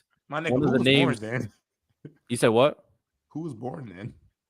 Oh no, I had to look it up for sure. I had no idea. You know, I had to do my research. I'm gonna say with them, I dad don't know. I might just put. I'm gonna say the first one. I think is Dragon Ball. Dragon Ball came out in '84. OG Dragon Ball to the Sand Saga, to the Frieza Saga of Z was in the '80s. Like at least the beginning of the Frieza Saga. So you have most of all OG Dragon Ball, all the Sand Saga, and then a portion of the Frieza Saga. And Dragon Ball was the most popular. 80s? I thought it was 90s. No, 80. The manga 80s. Oh, I was talking about the anime because I feel like we should be going off the anime for this one. Yeah, we're doing anime. The anime was the 80s too. The anime was 80s too. So. I think you can put Dragon Ball there for the 80s. That's for the OG Dragon Ball, because the OG Dragon Ball, I feel like most of it OG Dragon Ball in terms of anime was like the 90s. For the 80s, I put one of the things. Dragon Ball Z was the 90s. No. Dragon Ball Z I put for the 2000s. Wait. Z anime came out in the 80s as well. Are we sure? Like the anime? Yeah, I put DBZ for the 90s. Did it really come out? I don't know. Did it come out in the 80s? Was Sailor Moon in the 80s? Was Sailor Moon in the 80s?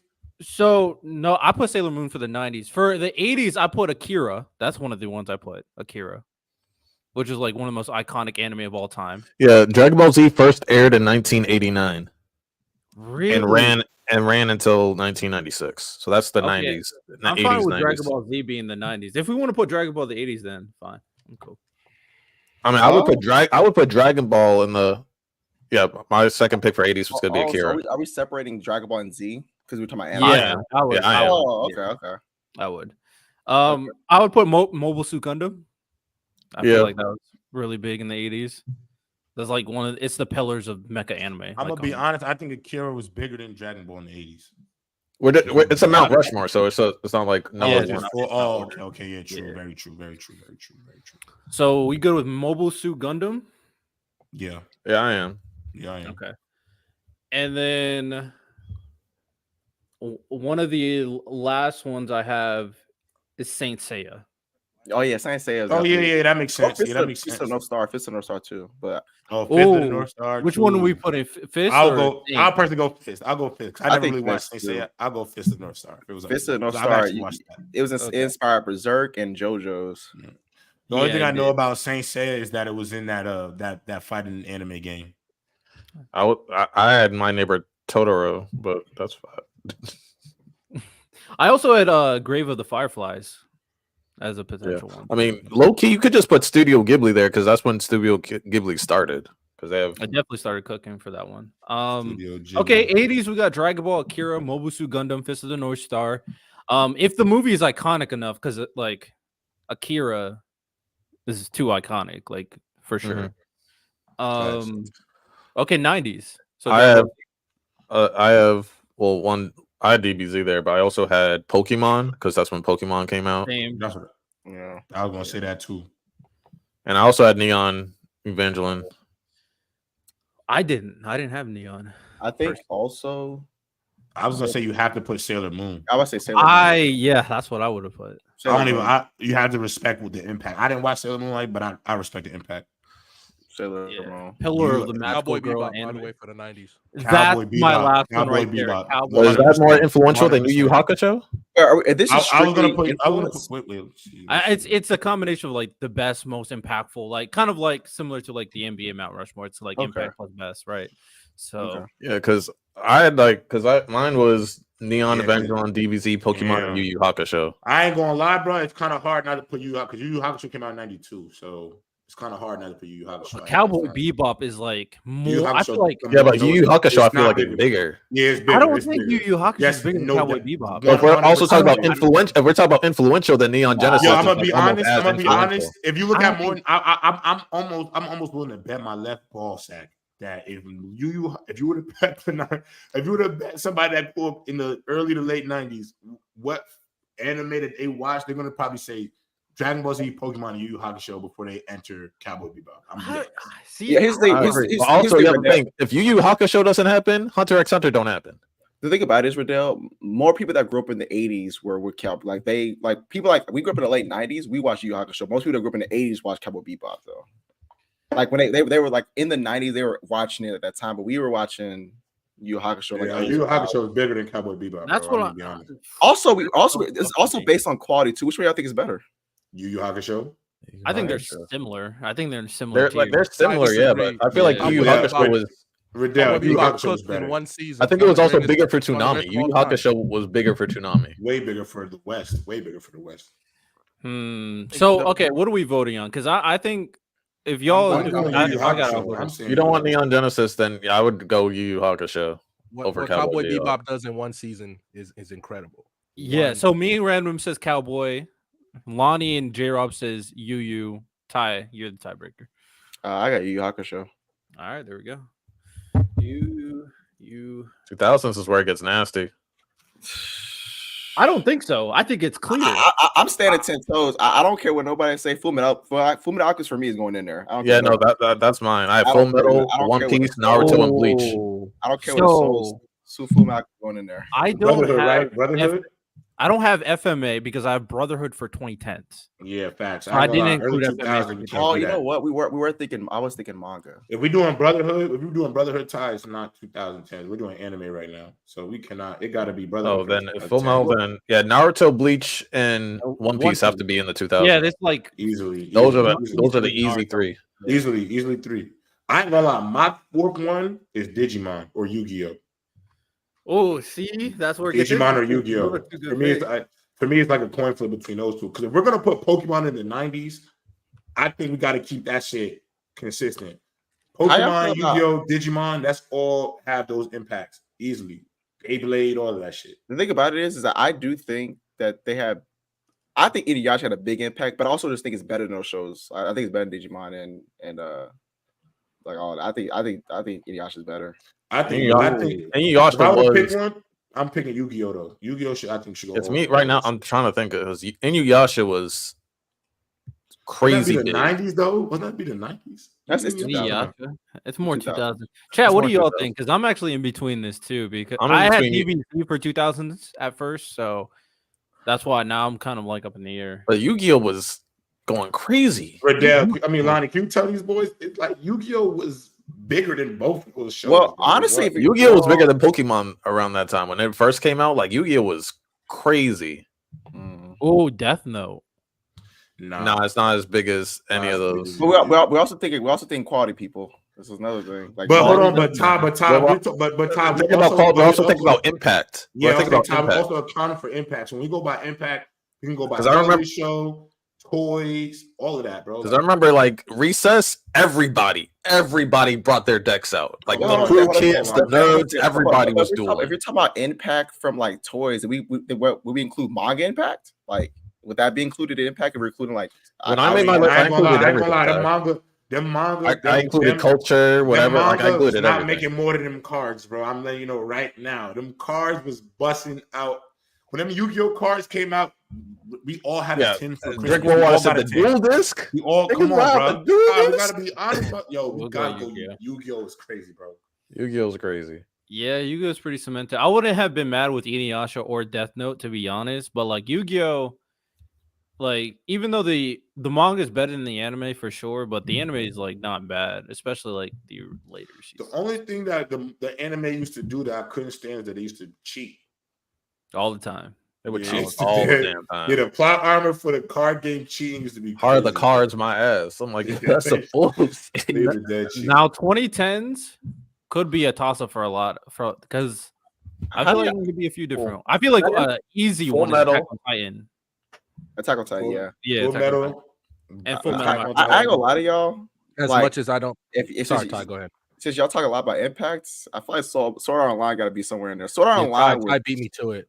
was Yeah. Sword Art Online was massive in like the 2010s. I wrote don't that down. disagree with that. I actually don't disagree with that. I wrote Like, that bro, down. when Sword Art Online first came out, it was what it was low key Demon that Slayer shit before Demon Slayer. Not from a quality standpoint, from the impact standpoint, it was Demon Slayer before Demon It Slayer. literally It launched the isekai popularized the movement. genre. Bro, I started a don't movement. disagree Bro, with that you. first My season was question, incredible, bro. my question to you, Random and Ty, then, because I have two alternatives instead of Sword Art Online. Was it more impactful and better, like both of them, over My Hero and JoJo's Bizarre Adventure? Yes. Okay, I disagree when it comes Quality, to JoJo's. no. Somebody who don't watch JoJo's, I understand the fan. Sword Art, like I think the fact I that have Sword Art Online, but I don't have it over JoJo. I don't. You cannot. I don't. Yeah, you I cannot don't- take the fact that it started an isekai movement. It's genre? So Yeah, it started a whole genre, guys. A whole Yeah. genre. I agree that because I have SAO on there. Most people's okay.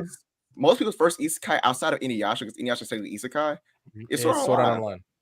Like, So last spot, Well, wait, is hold it on, My hold on, Hero hold on. or JoJo's? Wait, hold on. Can I just? But can I there's just also throw Hunter some- x Hunter too. Can I also throw some other names out there? Because I understand, like 2011 was Hunter x Hunter. 2014 was Haikyuu. I mean, None of That's those why hit like Sword 2010s Art is Online tough. did. That's why Haikyuu is understand- not as big as any of these. It's not as big as Sword Art Online. It's not as big as JoJo. It's not big. JoJo's First of all, crazy since the JoJo. 80s. I don't know if SAO is top 4 in the Mount Rushmore for 2010. I'm gonna be completely transparent. It started a whole genre. I'm there with JoJo's. I mean, that's fine. It started a whole genre, but I don't think Sword Art Online's impact past its first season. We should be holding it to that much of a regard. But it's not the fact Mount that Rushmore level was it. It's the fact Haikyuu, Sword Art Online was J-Rob. bigger than Haikyuu. Was it bigger than Haikyuu in the 2010s? We're going J-Rob. decade, bro. It's obviously, if we're going off bigger first than Hunter season, x Hunter. the fact that it's not just the fact that it was a first, it's what we got from it. Overlord, the time I reincarnate. Name me how. I understand that it's not just the fact that it's impact as a show. It's the fact that we got all these fantastic isekai from it. I love SAO. I want everybody to understand the first 2 seasons of SAO. I'm there with y'all, and I get what y'all are trying to say, but we are all up here bold-faced lying if we're going to put Sword Art Online over Hunter x Hunter, over JoJo's Bizarre Adventure, and even reality of it is Sword Art Online over the last decade. Because we got to also remember we're arguing the decade, so that means what has happened throughout that year. Sword Art Online had a great moment, and yes, it influenced other things. I'm not taking that away. It's also, you can also discount the fact it's still very popular in Japan. Now, that's cool. That's cool. If you're bigger globally, though, it's a bigger impact. You're not. I'm kind of with you, but SAO's not bigger than Hunter x Hunter, and SAO's not bigger than Haikyuu. It's not. I know this. So we're leaving. So the 2010s can be described as the decade of the isekai. That's what it can be described as. That's the biggest thing the 2010s gave us was the isekai genre. You cannot remove the one that the show that gave us the isekai genre popularized out. Okay. All right, so let me use a point that we've been using for some of these debates. We picked Yu-Gi-Oh, right? Because of really much like sales, how the cards did, everything, all that stuff. The JoJo's Bizarre Adventure and Haikyuu, y'all can't tell me Sword Art Online outsold those two shows. It did not. You telling me people weren't buying over like Kirito over the 2010s? Because you got to remember, we're not arguing a year. We're arguing the time that it was around during this decade. Sword Art Online was not bigger than Haikyuu, and it wasn't bigger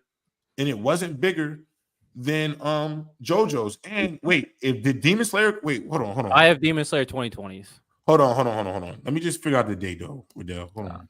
Yeah, I think the anime came out 2019, so that's it came out in 2019. Okay, yeah, that makes sense. Yeah, okay. Yeah, Yeah, April 6, 2020 2019. is April nasty. 6, I have JoJo's 2019. in 2020s for.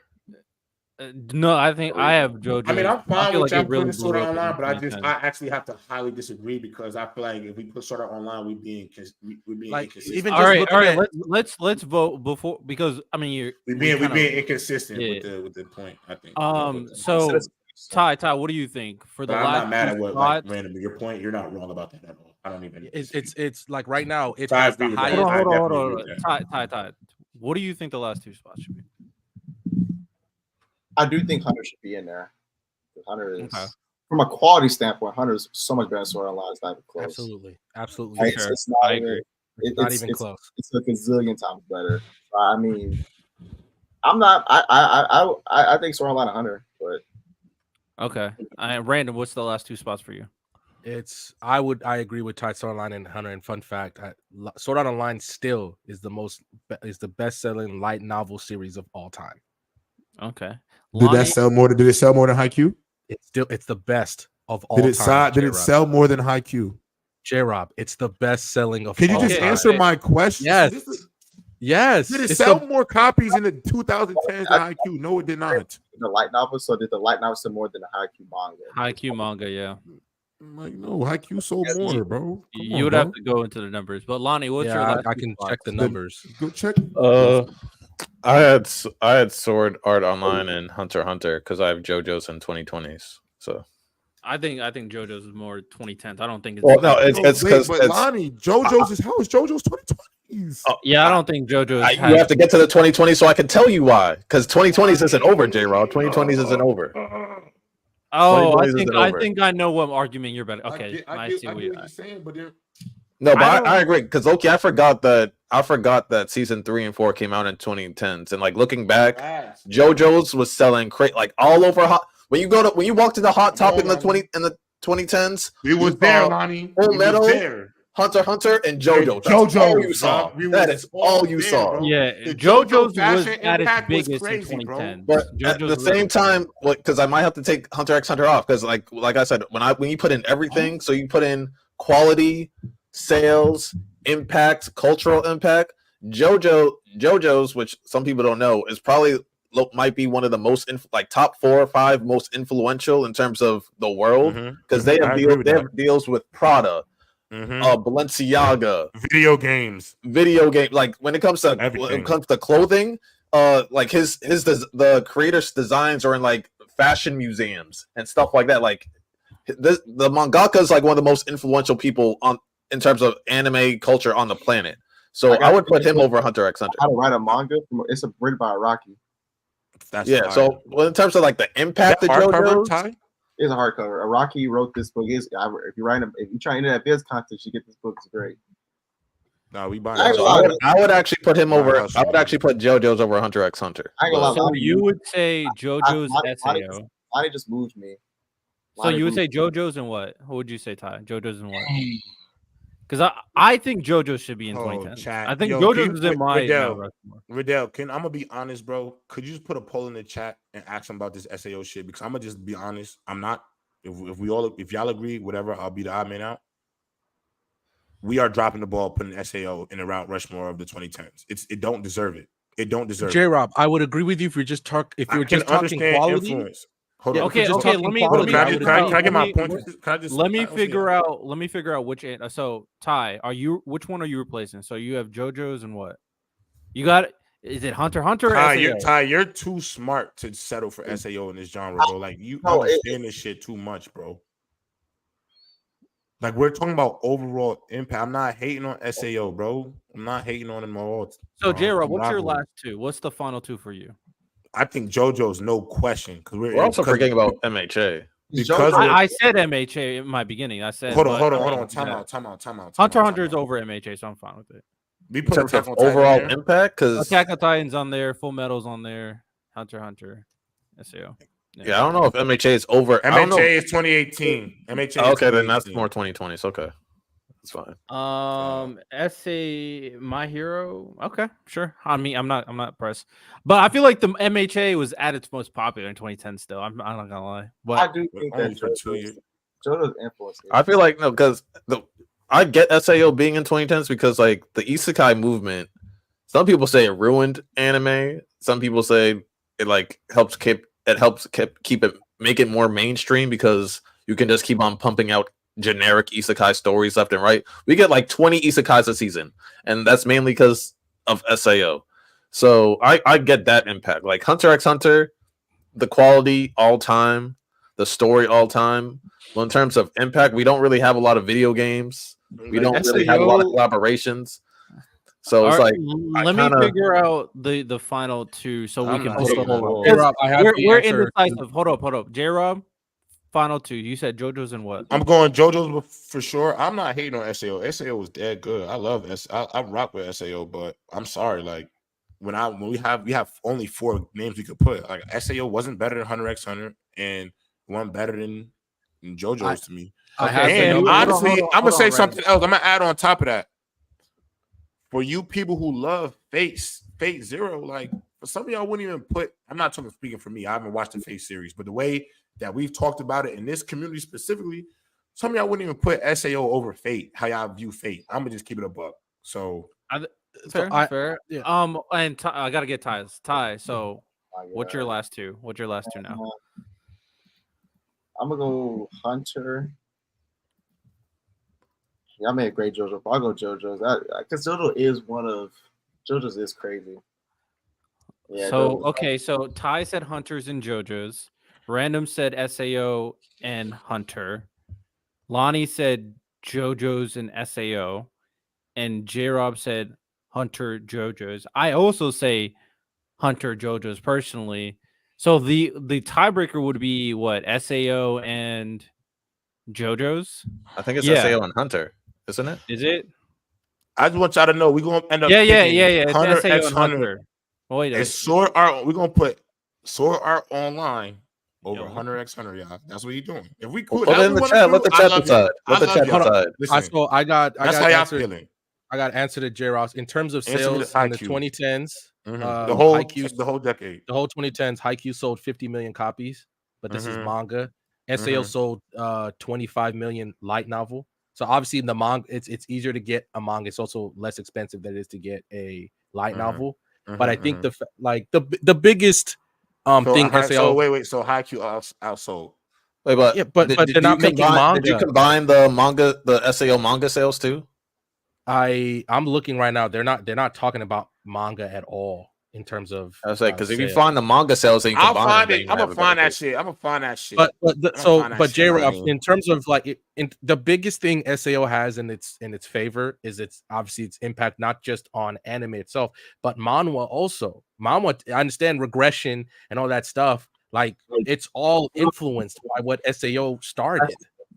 Listen, in a way, I'm not arguing none of y'all points. I don't disagree with nothing y'all saying. Again, because I think the issue is sounds like I don't like SAO. I love SAO. No. I just think we only have 4 spots, y'all. We have 4 spots. I think its influence is so strong that I think it's just tough to how are you able to talk about the Mount Rushmore of anime in the 2010s and not mention isekai, the one isekai that started at all. Like I think it just has to be up there. Listen, I hear you. All right, a lot of people start a lot of shit. A lot of people start a lot of shit first, and we remember the person who did it best, not the person who did it first. I put a poll up, and the poll up says, "Which Am I lying, random? You're right, but like the first dude to shoot a basketball into a hoop. I don't even know that nigga's name. But that nigga's the most influential motherfucker we see. I don't even know that nigga's He just name. Like we don't know him, but James Naismith. There's a reason why. James Naismith. Is that Michael Jordan? Is that LeBron? We know he's not Michael Jordan, but like, I'm just kidding. I'm just saying. All right, hold on. Y'all point. I put a poll up. And the poll. Because you're right about that. It did had an influence. The poll says which anime should not be on the Mount Rushmore. Y'all vote, and then the one that gets the most votes will get kicked off. So I'll let y'all vote for that, and then we'll go to the 2020s in the meantime. They said Ready Player One. I was like, oh, don't do that. Don't talk about SAO when you're talking about Ready Player One. The author was glazing in an interview. I've just watched it. So that movie fire though. I ain't gonna lie, I like that movie though. The first name I have for the 2020s is Demon Slayer for sure. Yeah. JJK. Frieren. I don't Frieren there. I also. I didn't even think of Frieren. Frieren, I think as the 2020s go, Frieren is gonna be the way it started. Obviously, we're technically, because I'm being asked, because I definitely want my thing to get up there. Hey, they're on an indefinite hiatus, so we don't know past season 2 maybe when we're gonna get more Frieren. They literally broke records, Lonnie. Yeah, but I'm saying, you just said for the rest of the 2020s, we don't know when we're gonna get more Frieren. Vinland Saga, though. That's the name that I.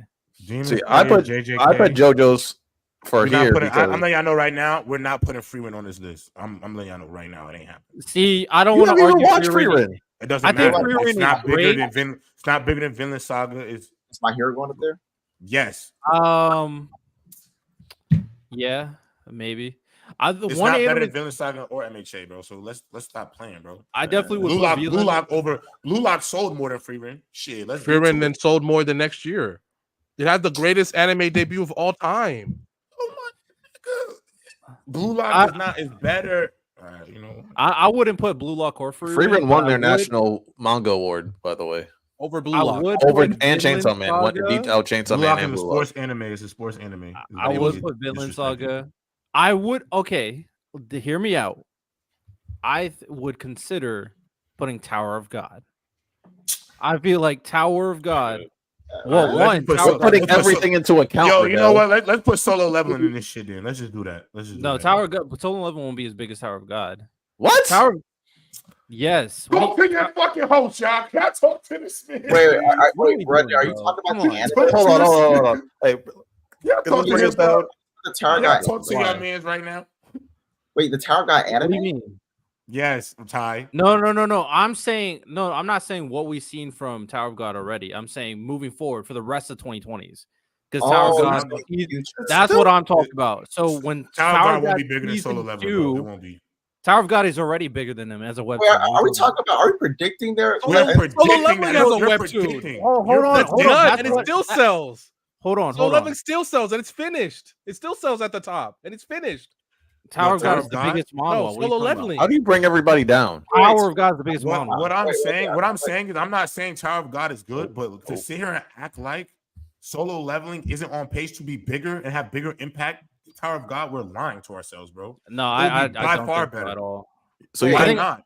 I think first of all, Solo Leveling had a bigger debut when this anime came out. Not even close. Yeah, it did. Tower got more popular. The anime was way more popular. Of course. I mean, that was Tower of God's prologue. The viewership. Hold on. But the same thing when Solo Leveling came as an anime, the viewership for the manhwa over the hit everybody over the head. So when we look at that, bro, I think you're not being James. I think you may like you. I'm thinking about you personally. I think you like Tower of God's story better. I ain't arguing that. But dog, I ain't going front. I would take Solo Leveling over that in the 2020s. And shout out to the chat. Cyberpunk Edge Runner should be in that 2010s. 2020s. I ain't going front.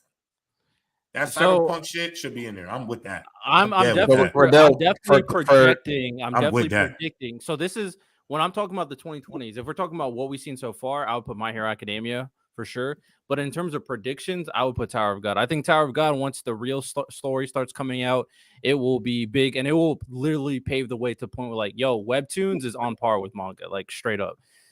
Tower of God is really going to open up avenues by a large amount. I'm guaranteeing this as well. So my projection is already opened that up though. But Solo Leveling is doing that though. I think Solo Leveling is good, but I don't think we gotta also remember. Like, I'm gonna say this though. I think the one thing that we shouldn't do, because it'd be a little bit irresponsible, we shouldn't use Tower of God as like the impact for manhwa, because I mean, outside of those two that we've been talking about, I'm not saying it's great or not, but God of High School also had impact when that shit came out. So I mean, oh no, we don't have to put Tower of God. I'm fine with that. I was just projecting for Tower of God moving forward, but we don't have to put it. I think Tower of God will be the biggest for sure. And I'll stand on that one for sure. MHA, I'm fine putting MHA in here. I'm fine with My Hero and Vinland Saga is my last two. I'm actually fine with that. Yeah, I'm lying. Give me My Hero, and honestly, give me Blue Lock. Give me Blue Lock. I'll go Blue Lock for the 2020. Okay. What everybody else? What are we saying? I originally had JoJo's in the 2020s because one of the best manga arcs I've ever read, and like what most JoJo fans consider the clear-cut best arc is coming next, part 7, Steel Ball's Run. And I feel like when that gets animated, because people were begging for Steel Ball Run before season 5 came out. People are just saying, "Hey, give us Steel Ball Run before you give us anything else. Let's just jump over to that," because that's what people wanted. So this is gonna. I feel like there's gonna be multiple moments where it breaks the internet and it's gonna set records and all that. And Netflix has the rights to JoJo, so W Netflix again for winning. And hey, that's just my prediction, but I'm fine with Blue Lock since I think JoJo's is gonna end up being in the 2010s. You have Blue Lock over Vinland Saga too? Not that it's better, but when you're thinking about overall impact and like social media and stuff like that, the people that just won the latest soccer championship, I forget what championship was, the people that are signing Mbappe, Real Madrid. They use the Blue Lock filter on their Instagram and one of their celebration posts. I saw so that. It's like the biggest one of the biggest sports teams in the world are using like they did the Isagi eyes for one of their players, and then they did like a borrow line thing behind them. I think I posted in the Discord. And you know what else you forgot to mention? The next World Cup unis for Japan inspired by Blue Lock. Just saying. Yeah, so when you got like the biggest teams in the world repping Blue Lock and like showing grace, I feel like it kind of gets a little bit of an edge. Vinland Saga is one of the best stories ever written to me, but in terms of overall impact, Vinland is a very unique one. Like one of those greatest stories that read manga. Or like how with Yu-Gi-Oh and Pokemon, I'm putting like everything into aspect in terms of revenue, impact, culture, everything. I think Blue Lock gets that. Blue Lock, I think is the Blue Lock also has like 2 movies coming out, so it's like if you look at it, Blue Lock more global too. Because you know what else? We got people in all these other states and countries like making Blue Lock soccer-based videos, like the movies already. The fact that they have a first season that gave us a side story on another character after the first season of the anime coming out. Yeah, we got a movie coming out. Like, it's also like in terms of that, like in terms of overall impacts, like Vinland Saga might be a better story, but doesn't have more impact. Yeah, I agree. Are we sleeping on something else? Because I'm looking at just the regular manga sales of the 2020s. Like I'm seeing Kingdom is up there. We're talking about Chainsaw Man. No, my bad. I'm talking anime in terms of things like Kingdom is up there. Spy. No. Look, guys. I'm just saying. Looking at the impact of what it is. Spy Family has a case. Spy Family has a case. Spy Family is. I'm not mad at Spy Family has a second best anime debut behind Fearin' and one other. Sorry, third. Spy Family has a case as well. I know you. Spy Family might have to go there above Blue Lock for now, but Spy Family just in case of like what we know right now. So Spy Family also got a movie that's doing well. Like. I'm just saying, Spy Family bestseller. I feel like if we're really hyping up impact, then Spy Family is as much a shot as Blue Lock. I'm gonna be honest. So, Ren, what's your final 2 picks? What's your final 2 picks? My Hero, or what's your final 2 in general? So, can I? Are we not projecting at all? No, you can project if you. Hell no. No, we're not projecting. That's what we know right now. Yeah, what we got right now. Then I'll pick Vinland Saga. If we're not projecting, if you are projecting, I would pick Fearman. All right, I got Vinland. Ty, what's your last one? I'll go Vinland. So Vinland, 3-3-3-2 vote. But Blue Lock definitely gets like credit. It's just there's only four series that could be on here, man. Yeah, facts. All time. All right, now it's for the big one. The all-time anime. I think the first 3 are pretty obvious. Naruto, DBZ, One Piece. Is that who gets that last spot? Yeah, it's not really about the last spot. Because I have a case. No, is it Bleach? Wait, is it? No, is it? I low key was gonna say JoJo's. Hell no, it's Attack on Titan. Yeah, oh, true. That's my fault. My fault, y'all. Yeah, I'm about to say, Lonnie, it's Attack on Titan, bro. Attack on Titan. My fault. Okay, now we have to have really okay. Gotta Oh be man, I hate to AOT. do this because Naruto is actually one of my favorite series of all time. No, it's not. Naruto. I'm just throwing up some ones that are competitive for Naruto. So we got Naruto versus Pokemon versus Demon Slayer versus FMA Brotherhood. Like, is there an argument that Naruto is not in the Mount Rushmore? It's not an argument. I don't fact think that I think there's no argument to take out Naruto. I will never. There's not a thing you not could an tell argument. me that would make me take Naruto off the list. I think There's not a Naruto, thing. Dragon Ball Z, and One Piece are the most solidified pieces of manga, and they're never moving. Never moving. I'm okay with that. I'm okay because Naruto is one of my favorite series of all time. I'm okay with that. There you go. So I was Attack on Titan. Gotta get that last spot. Attack on Titan anime was insane. Yeah, Like, for me, Attack on Titan got quality impact.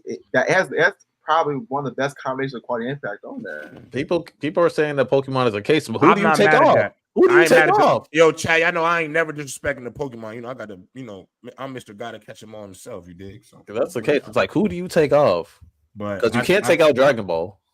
it would have to be Naruto if you take. I ain't taking off Naruto. No, I'll take off no, Attack on Titan before I take off Naruto. I'm dead serious. I'm dead serious. It'll be Attack on Titan. Nah, If you have to take bro. off Nah, Yeah, I'm Pokemon not, I'll take off AOT before I take off Naruto. Listen, I ain't gonna lie though. I'm not taking off AOT because AOT literally caused a rumbling in real life. So Facts.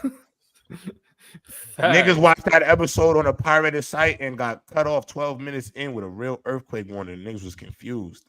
Okay, I mean, we standing on business. So when we looking at this, which is the best decade? Damn. 2010s. Yeah, people are saying Pokemon gotta be up there, but Either who gets taken off? If we're keeping it a stack, it might be the 2010s. I got 2010s. Over the 2000s? Mm-hmm. Two of my top three are in the 2010s, so I'm going to. I mean, I agree, but basically the best. Naruto, my enemy list. And Bleach, man. Oh, that's so tough. That's tough, but look, 2010 is basically the best anime of all time in Brotherhood. Attack on Titan literally had us in a chokehold. As much as we don't like Sword Art Online, I like what Sword Art Online birthed. Like, then a Hunter and Hunter, like 2010s. Is that better than Naruto, One Piece, and Bleach? That's what I'm saying. That's what I'm saying, bro. God, bro, how long before? Because me personally, I heard the start of the Bleach anime. Attack on Naruto. I'm taking Full Metal over One Piece. I'm taking Hunter over Bleach. Like it's a sweep. You're taking Hunter x Hunter over Bleach? Yeah, is that crazy? I ain't doing that shit.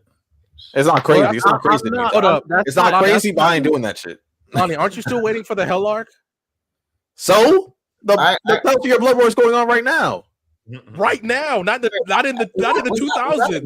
Was that announcement real? I don't know how real that was. No, Kubo said because I think it was like during a Q&A or like I think it might have been also like an event. He said he's mentioned it a few times and he showed like some more panels. But like someone asked him straight up, like, "Oh, when are we getting the Hell arc?" He's like, "When people stop asking me about it." That means he's never doing it, bro. It's happening. He might worded it differently because I think he said he's working on it, but he's not dropping it until people stop asking. He's like, when you leave me alone, that's when you'll get the Hell arc. I ain't gonna lie. That means he's never dropped, bro. I'm not. Hey man, Bleach, man. You know, Bleach kills man. If you look at everything that Kubo does, Kubo's never not working though. He's always working on stuff. No, it's not that. People are gonna always ask for it. So what is he talking about? Yeah, no, hey, we're never gonna stop asking. Just for clip purposes, each one of us are gonna do a Mount Rushmore, talk about what the Mount Rushmore is, a little summary, whatever, and yeah, that's what we're gonna do right now for a clip. So, y'all remember? Do I have to put it back up? No, and also just read it off. No. So we each one of us are gonna do one. So, I call 2010s by the way. Because Attack on Titan. Nigga, what? Please. Hey, yo, we can rock paper scissors right now. I'll do 2020s. I'll do the all-time list. I'll do the all-time. Did we get the poll on? Did we get the poll on the 2010s? I will fight over it. Riddell, did we get the poll on the 2010s? I'm all taking one. I don't. Yeah, facts. Riddell, you put out a poll and forgot about it. So let's get that Wait, poll so that list is I'm actually looking right. at it. They said Wait, SAO was out. why are we all? Yeah, get them niggas out, Riddell. See, these niggas. My bad. Oh yeah, Get my SAO bad, out. Get them out. My Now, bad, before my you bad. start hating, Miles. Yeah, well, I have Get a that question. weak shit out now. I have a serious question. Thanks for reminding me. My bad. Yeah, Bobby, we do not care. SAO up. Pack them. Wait, right there. Why are we picking a date where we all put these lists together? I don't understand. Like, why? No. So, hold on. This is what I'm saying, Ty. Each one of us is going to pick a decade, and we're going to talk about the Mount Rushmore that we all created, and we're going to do our summary for a clip. You know what I'm saying? So you will have 2000. He definitely don't understand. He don't understand. You don't get what I'm saying? I'm gonna say Naruto Bleach One Piece. This is why you picked them. Blah blah blah. I'm saying. Yeah. Exactly. There we go. So, yeah, that's what we're doing right now. So, yeah, we'll do that right now, and y'all gotta pick one. If y'all don't mind, I'll do the all time list. I'll do the all time list. I'll do the 2020s. The all time one. We ain't doing the all time one for right now because we have 5 people, so we have to do 20s, 10s, 2000s, 90s, 80s. So Riddell got the 90s. What do I got for the 80s, Riddell? Who gonna do the 80s? Who remember that shit? I'll do the 80s. I'll do the 80s. It's fine. I'll do it. Oh yeah, Random, you are the oldest. That makes sense. Man, fuck you, man. So here's the list right here for y'all to see. And then I mean, J-Rob, if you want to do the all time, we can do the all time after, but okay, no worries. I'll do whatever one's left over. Just give me whatever. I'll do 2010s. Random does 80s. Just give me whatever one. I can do it anyone. Okay. Ronnie, you want to do one specifically? Ty will do 90s. I thought I said I'd do 2020s. Okay.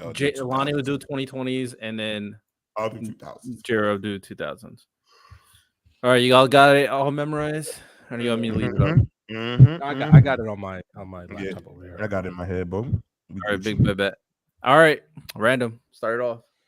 Obviously, when it comes to the 80s, it's about setting the foundation for what's coming. Well, right? talk about start off like what we're doing. This is the Mount Rushmore for the All right, so this is the Mount Rushmore for the 80s. We have Dragon Ball, Akira, Mobile Suit Gundam, and Fist of the North Star. When you're talking about the 80s, you're talking about setting the foundation for what is coming. Obviously, Dragon Ball. I mean, we've all seen the pictures of Goku standing there as like an older person holding Kid, Luffy, Ichigo, and Naruto. Like they just kind of set the standard. Akira still hits today. If you go watch it, you can still watch it in some theaters, things like that. The thing that a lot of people say that, especially when you're talking like the older generation. I know J-Rob says I'm like 45. Nah, bro. I wasn't born in the 80s, okay? But it's just one of those things. Akira is going to be great. It's never going to show its age until the end of time because it's just that good. And obviously, Fist of the North Star and Gundam, they were great in their own right. Do the other 3 kind of show their age? But I think it's one of those where if you want to learn about anime's roots, you look at these 4 and they should really explain to you what they are. All right. Ty, you're up. All right, this is the Mount Rushmore of anime for the 90s. We got Dragon Ball, Pokemon, Sailor Moon, and Yu Yu Hakusho. The reason why these are important is because most people who started watching anime in the West started one of these 4. You have Dragon Ball Z, obviously the king of shonen. Like basically what shonen anime is today. Put this foundation off of Dragon Ball. And the same thing for what Dragon Ball did for shonen, Sailor Moon did for oh my god, man. What's her name? Is it CNN? Shoujo. I'll probably do it. Shoujo, sorry, yeah. Yeah. The same thing that Dragon Ball did for shonen, Sailor Moon did for shoujo. Then Pokemon, everyone had Pokemon cards. Everyone talks about Yu-Gi-Oh! I have Pokemon cards. I don't know about y'all. I have Pokemon cards. Yu Yu Hakusho it's like a classic, bro. Like everyone watched Yu Yu Hakusho growing up. So I never understood how the game played, so that's why I went over to Yu-Gi-Oh! It's just cool. Here's the thing, right? Yeah, the card game for Pokemon a little bit harder, bro. Like the game part of it is harder. Here's the thing, though. I didn't either. All I remember is having Pokemon cards. My mom was saying that's witchcraft and maybe throw them away. That's all I can remember. Witchcraft is crazy. Y'all try to tell me that none of y'all parents made y'all throw away y'all Yu-Gi-Oh cards, Pokemon cards, or thought it was witchcraft. No, witchcraft. No, my mom believed that. Remember that report that SpongeBob was making kids gay? That's what my mom believed. So SpongeBob was done. My mom saw wizards and magicians. She was like, "What is this?" The little symbols on cards, like she saw the wizards, magicians on them Yu-Gi-Oh Pokemon cards, bro. Nah, she wasn't going. All right, J Rob, Man, 2000. All right, for the Mount Rushmore for the 2000s, which was the golden age of anime. This is the Toonami era, which I like to call it. Naruto, One Piece, Bleach, and the greatest TCG card game to ever bless the world, Yu-Gi-Oh. Ultimately, my final thoughts on this, I think this was a pretty easy list. I think those are the most influential at the time. Most underrated, Bleach by far. And I do think it was more important to put Yu-Gi-Oh on that list because the impact Yu-Gi-Oh had on not only like the TCG community, but even on the anime community because it's had so many successful iterations of its anime as well, along with the tournament impact and the global impact. Shit, me and Lonnie both play Master Duel to this day. Looking at that, I mean, Yu-Gi-Oh definitely got to be in that pantheon when it comes to 2000s anime, no doubt about it. And I'll whoop all y'all. Facts. Lonnie's deck is cheating though. He paid to play, just so y'all know. He paid to win. Hell yeah, I do. That's crazy. Hey man, that's tough. So this is our anime Mount. This is our anime Mount Rushmore for the 2010s. And this anime Mount Rushmore, we got the Attack on Titan, Full Metal Alchemist Brotherhood. We got Hunter x Hunter, of course, 2012. And we got JoJo's Bizarre Adventure. Of course, 3 of these anime are widely considered some of, if not the best anime in anime, period. Of course, Attack on Titan on what it did and how revolutionary it was when it's storytelling, to the fact that people hate it so much they are sending death threats to the manga artist, Isayama. It's kind of crazy. Full Metal Alchemist Brotherhood, a pretty much perfect story from front to back, from beginning to end. And Hunter x Hunter, I mean, that animation, that music, and all the crazy action scenes is undeniable. And of course, JoJo's, not the same type of quality, still very good, but the meme potential is crazy. We see so many people cosplay as Dio. We see so many people use JoJo Bizarre Adventure memes. It's, of course, iconic in the anime landscape. So this is our Mount Rushmore. And then Lonnie, wrap it up. For the 2020s, right now it's the current 2020s Mount Rushmore. We have Demon Slayer, JJK, My Hero Academia, and Vinland Saga. With Demon Slayer, it revolutionized the anime world, turned the whole world upside down with its crazy animation and the impact that it brought in. JJK, the fights, the impact, the lovable characters, Gojo, Yuji Sakuna, everybody that loved, all the fangirls loving all over them, that brought that in. My Hero Academia was the new kids version of Naruto, basically, with the characters, the dynamics, the situations that they were put in, the fandom. Y'all are nasty, insane, but hey, there's a lot of them. And then Vinland Saga, one of the best written stories ever. The fact that you can have so much violence in the beginning and then like so much peace afterwards and still make the same amount of impact and beautiful writing is unprecedented. And yeah, that's our current 2020 Mount Rushmore of anime. All right, and J-Rob, you can do the all-time. On the all-time list, it is Dragon Ball Z, Naruto, One Piece, and Attack on Titan. I think those 4 anime are certified in their spots. I actually do not see any anime in this time being able to move those 4 from their spots. Obviously, Dragon Ball Z being at the top of the list because we all understand the impact that Dragon Ball Z has had on the world globally. Then you look at Naruto. I think Naruto inspired the next generation of anime fans. I actually think Naruto brought a lot of fans to the likes of One Piece, some to end up discovering Dragon Ball Z. I think Naruto had kind of the same level of impact in terms of people discovering anime as Dragon Ball Z did, just in 2 different generations. Obviously, One Piece has an argument to be on the all-time list for every single decade that we listed up here. So I think no question, even in 2020, still making headways.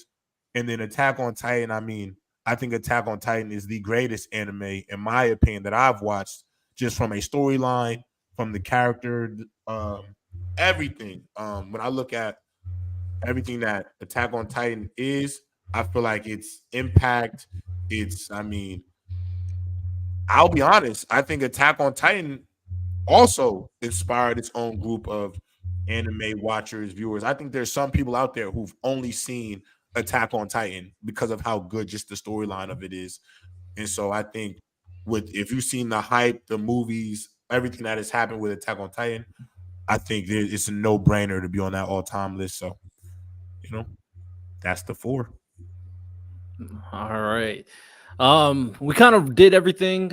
My last question for y'all, and then we can kind of get in our final closing segments, talking points, whatever, is what series that hasn't gotten an anime yet do y'all think can end up on a future anime Mount Rushmore?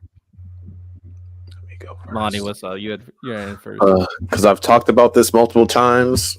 Riddell, Random, you've agreed with me. The manga or manhwa that hasn't been animated yet that will end up being an all-time great is the beginning after the end. To me, it is the perfect isekai. If you look up best isekais, it's always near the top. It's always rated like in the top 3 with like Jobless and Overlord and Reincarnated as a Slime. It's always in the mix. To me, it has the best MC out of all of them.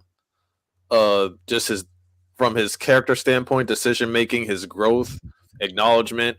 Random, I don't know why you're shaking your head. You ain't feeling it.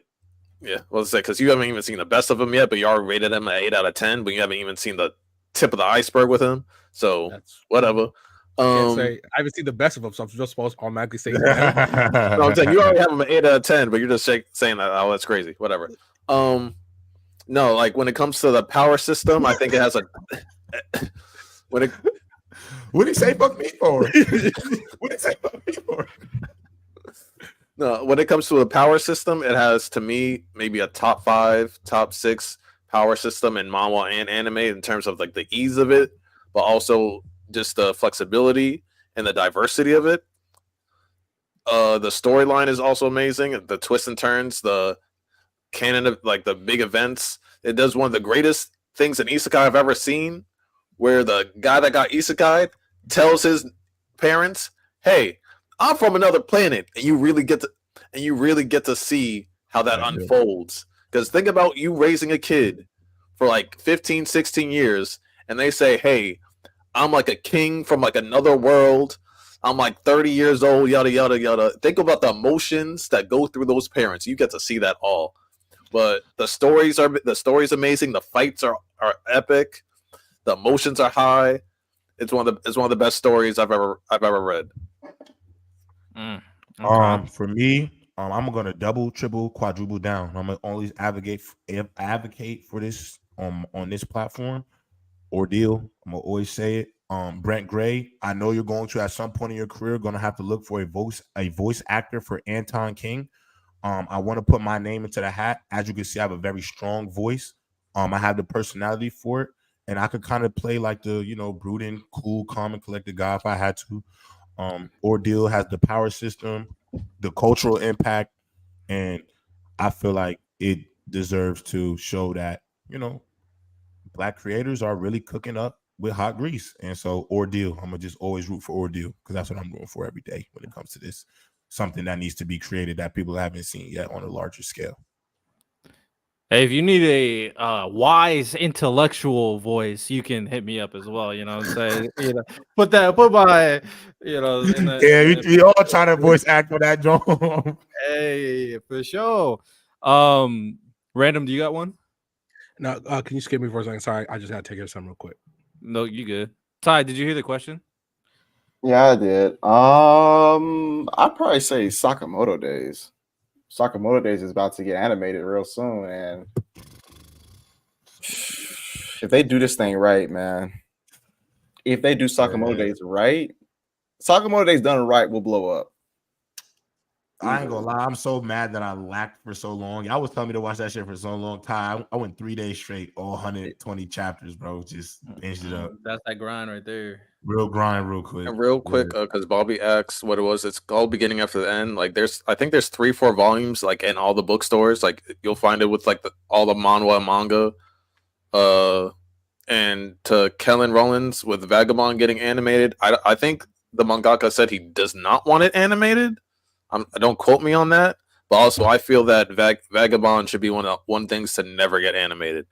Especially since the story will never finish, so you might as well. Not just that. I just feel like there are some things that like you can't translate perfectly or can't replicate with animation, and Vagabond is like one of the definitions of that. Like the artwork is insane, and like not that it can't be animated, it's just the quality wouldn't be the same. And I think the mangaka that's a big reason, because Vagabond's been going on since like the 80s or 90s, but it's never gotten an anime for a reason.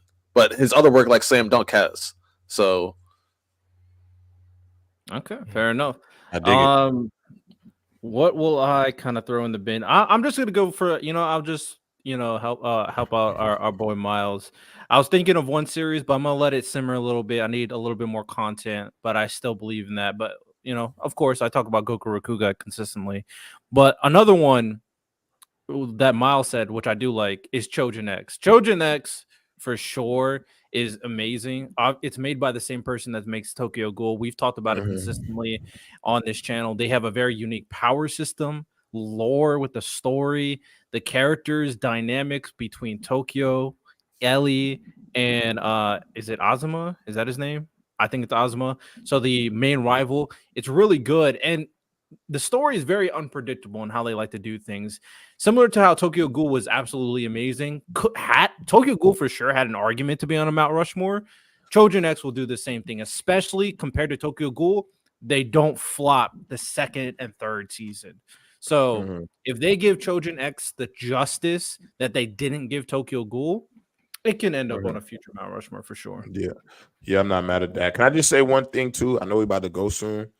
To the chat, because there's about 30 people in here, and I think this is important. The link to our Discord, I'm about to throw that in here. We be in here watching so many different anime. Listen, last night, y'all, we had our East Coast, Central Coast, and West Coast folks. We watched random 10 episodes of Guilty Crown back to back. I had to finish. Oh, you finished it? I fucking finished it. I couldn't leave like that. I tried. Y'all got me in trouble, y'all. Y'all got me in trouble. I tried to pass out. I tried to pass out, and I say, "Fuck that!" I needed. Y'all went to bed late. I just got punched in the back. Why the fuck you in bed so late? I was like, "Damn, no! Don't let Lonnie lie. He said he was gonna leave to go to bed. Three times. Yeah, but it was so fire. The shit was. Now you gotta make decisions, my boy. You gotta make decisions. So he said. Yeah, go ahead. Now I'm gonna say Guilty Crown's a classic. I remember it. I wish I like it. I gotta finish it now. So look, we on episode 15. If y'all want more Black Sensei, I'm gonna put it on again. If y'all want more Black Sensei Society, listen, we be in that Discord all the time. I know some of y'all, some night owls, y'all don't be sleeping. Some of y'all like our dog Miles. Miles sleep in the middle of the day, so he be up on the East Coast with us at night. So if y'all want to come kick it after the show about 9:30, 9:15 Pacific, so that's about 12:01. I'm sorry, but if y'all want to come hang out with the guys after the show, please come through. We would love to chop it up with y'all and enjoy the anime we watch. We having real life watch parties, and so we really want to put a lot of emphasis on building a community with y'all because we do like to chop it up with y'all. So it gives y'all direct access to us right there in our Discord. So I guess I have two, but my problem is for my recommendation of what I think could make it. Lonnie, after you told me about Goodnight Poon Poon, I kept reading it. What that shit called? It's so good. Gerard, you should read it. It's one of the craziest things. So Goodnight Poon Poon. Don't look at me, man. I don't know why they named it like that, but it's so good. I think that the really interesting art direction that it has, the story, it's really good. The problem is, I don't think it'll be adapted well enough, so I'm just gonna cheat and pick. Why not? Its subject material may be a little too crazy in terms of what happens. Like that, I called Lonnie after that first chapter. I called Lonnie. We had a 20-minute conversation about the first fucking chapter. Like, what the fuck just happened? Yeah, J-Rob, I say read the first chapter, but like for years, because I'm always like, because I'm more like aligned with more seinen manga, like the more messed up stories. For years. I don't know why. I think it's because of the name, because it's kind of funny looking. When I look, because I would look up best seinen manga of all time and stuff like that. Goodnight Poon Poon was always like usually in the top. always in the top 15. Yeah, I already know. Put that link. You know, all you gotta do is send me that link. You know, I'll read them chapters. And every time I go to the bookstore, it's almost always sold out. It's almost always. Okay. So, Riddell, I want to apologize, but I'm going to cheat and go on the Manhwa Mount Rushmore. In terms of Manhwa Mount Rushmore, I think, especially now that it's getting ready to finish, and Lonnie, I'd like to get your thing on it. I think Legend of the Northern Blade could be on that Mount Rushmore. It's not just the fact that it's obviously a manhwa, it's the fact that it does deal with Chinese history as well. So you're getting both the Korean and Chinese aspect being added in. So I think hold on. Yo, Lonnie, look what he put in. We ain't acknowledging it. I don't know what he's talking about. I don't know Niku, you in the right, but shut up. Shut up, Nico. Yeah, I don't know what you're talking about, but shut the fuck up. Shut up. We do not. Wait, could this be the infamous manga? Could this be the infamous manga? Oh, that's what it's looking like. It's the infamous manga. Let me look this shit up now. But you're gonna read like the first chapter, Riddell, and you're never gonna pick it up again. I want you to know it's the most insane revenge story I've ever It's the greatest. It's the greatest revenge story of all time, but it's also the most messed up. That's the one I put sauce on a few months ago. Yeah, this is the one where when y'all asked me, this is the one last episode where Lonnie was like, "You gatekeeping this one?" I say, "Yeah, I'll DM it to you." This was what I was talking about. Yeah, this is the one I was talking about. So I didn't want to put that. I don't put my name on that. Char, you are banned from reading that. You are banned from reading that, Char. You got. I'll read the first chapter. Don't read that, Char. Please. I'll read the first chapter and then I'll message J. Rob and Lonnie in the group chat saying we're not sick, bro. We're not sick people, bro. When I say like from a writing standpoint, from art standpoint, it is one of the greatest revenge stories I've ever read. Bro. And once I picked it up, I literally couldn't pick it. Like I think I was like on a 4-hour car ride with my girl. I read it the whole 4 hours, and then I said, "Oh, I need to go to the bathroom." I didn't have to go to the bathroom. I had to finish reading that for like another 2-3 hours. Yo, Riddell, it's actually like because nothing like a lot of the shit that happened. It's not justified. Like the actions of the people. Nothing is justified. Nothing is justified, but it's like it's so insane that these people are this messed up that it's like you gotta kill evil with evil. You gotta kill evil with evil. You want this protagonist to kill all these. You want to watch him kill all of them. Wait, could this be? I feel like let me know. Bro. So I remember scrolling through TikTok. You know how sometimes on TikTok they have like manga panels. Yeah. Facts. So I feel like I've read every episode of the recent Blue Have you seen one of like a guy smashing someone with a rock? I read Blue Lock episodes on TikTok because they So I remember one where this one guy kept on getting bullied by these same people, like consistently. Shit. I don't want to put this story out in the world like that, bro. Yeah, I ain't gonna lie. Not in this day and age. Not in this day and age. This is not a show that this is not a manga. I'm gonna be completely transparent. This is just one of those things you got to read it. Like I don't want to be out here saying how this is not a story for everybody. Because I don't want people judging me because it's the I don't care. It's the only thing I've ever read where I'm like, damn, this shit dark. Yeah, I have a god complex. I already think I'm better than you, so you can judge me all you want. God complex. Yeah, I'll peep it, but Random, did you give your because the thing starts. So I haven't read it, so I didn't have really anything to say. So I was just letting y'all. You said Legend of the Northern Blade for you. I just couldn't believe they put it in the chat. Random, my bad. I just couldn't believe. No, you good. You good. I was like, what am I gonna say? I don't know anything. I thought we was hiding that John Lonnie. I thought that was. I was gonna gatekeep that. Yeah, I thought that secret was safe with me. There's gonna be one kid that got there's always that one. There's always that one. There's gonna be that one kid that gets bullied a little bit too hard, or that one kid that just a little bit off his rocker. He's gonna read that, get some ideas, and then we're gonna get a documentary on that nigga. That's that one. You know how Black Rudy's got a weird case? There's hella weird cases in this joint. Hella weird cases, bro. All right. Well, everything bad that can happen to somebody, it happens in it. It happens. Everything. Well, I'll peep the first. I'll see what I think, and if I don't read the first 10 chapters, bro. Read the first 10 chapters. All right. I'll see what's the vibe. All right. Anything else? Yeah, I have one. Come pull up on us in the Discord. We are in the Discord in the next 30. Come through. I can't gaze Northern Blade real quick. I thought you said everything. Okay. So, like I said, I was a little bit. Yeah, I was cheating. But on the Manhwa Mount Rushmore, I think Legend of Northern Blade is gonna make it. J. Rob, Lana, you've read it. some of the best well-drawn action you'll see anywhere. Is a story crazy? No, it's mainly a simple revenge story that balloons into something way more, especially now that I think the author's really starting to get sick, which is because he's done a few breaks. So I'm hey man, just take all the time that you need. But you can definitely tell he's really starting to wind down the story. And I think once it gets animated, the drip that the MC has, bro, the way he moves, the way and he's just the right amount of overpowered, J-Rob. And they do it very well. I agree with that. Yeah, and I just think when it's done, it's gonna get a lot of love, especially in China, because they're really getting a really big one in China that they can really move on. I understand that we don't really give China a lot of love in these conversations, even though they do have a few good ones, like the Daily Life of the Immortal King. That's just a good time. The problem is we got to see them step their game up, and this could be what helps them get into the space properly. And I just think Legend of Blade could be one of those.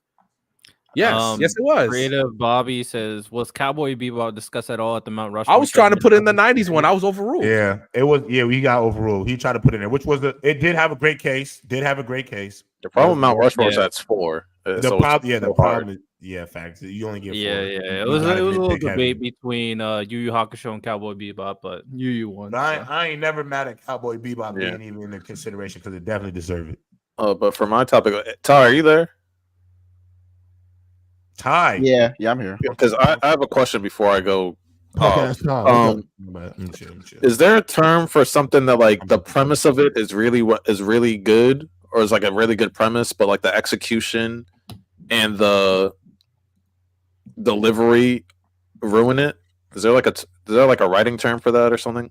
Bad writing. Oh, okay. All right, that's fine. That's fine. You gotta be a jerk, like you knew what he was looking for. That is fine. That's all. I just didn't know there was like an official term. I'm actually being so serious. Like that's because So I watch. So if you're a Star Wars fan, like our fellow friend Blake, who's been on this show a few times. Try to warn you might have been looking forward to Acolyte, which is supposed to be like the first Sith story that they made. I'm big on Star Wars. I'm big on the Sith. Of course, I love villains and stuff like that. I'm really big on Sith lore and everything like that. So I know a lot about Star Wars. But I also know a lot about writing. I also know a lot about just good media. Acolyte is one of the biggest disgraces I've ever seen. I know King Lion raved about it, even though the rest of the world's been hating on it. You on Fraud Watch, bro. Let's keep it a stack. No, I love a lot of King Lion's takes. But he also gave Madam Web. He also gave Madam Web an 8 out of 10, and people consider that one of the worst thing Marvel's ever created. I'm just keeping it a stack. I'm a King Lion apologist. I ain't going for I'm a King Lion apologist too. But he also gave Madam Web like an 8 out of 10, and we consider that one of the worst movies ever made. And he gave it like an 8 out of 10. I'm not saying that's how not King Lion get in this. You see them, Ty? They trying to get King Lion packed up, man. No, I love King Lion. I'll protect him. I'll protect him forever. I got banned from certain accounts for protecting him. Me too. I got blocked over King Lion, but that's I got blocked. I was like, wait, did this girl block me? It's like whatever. But Acolyte. How do I even begin? First off, Leslie Highland, or however the hell you say your name, you're a disgrace to all directors.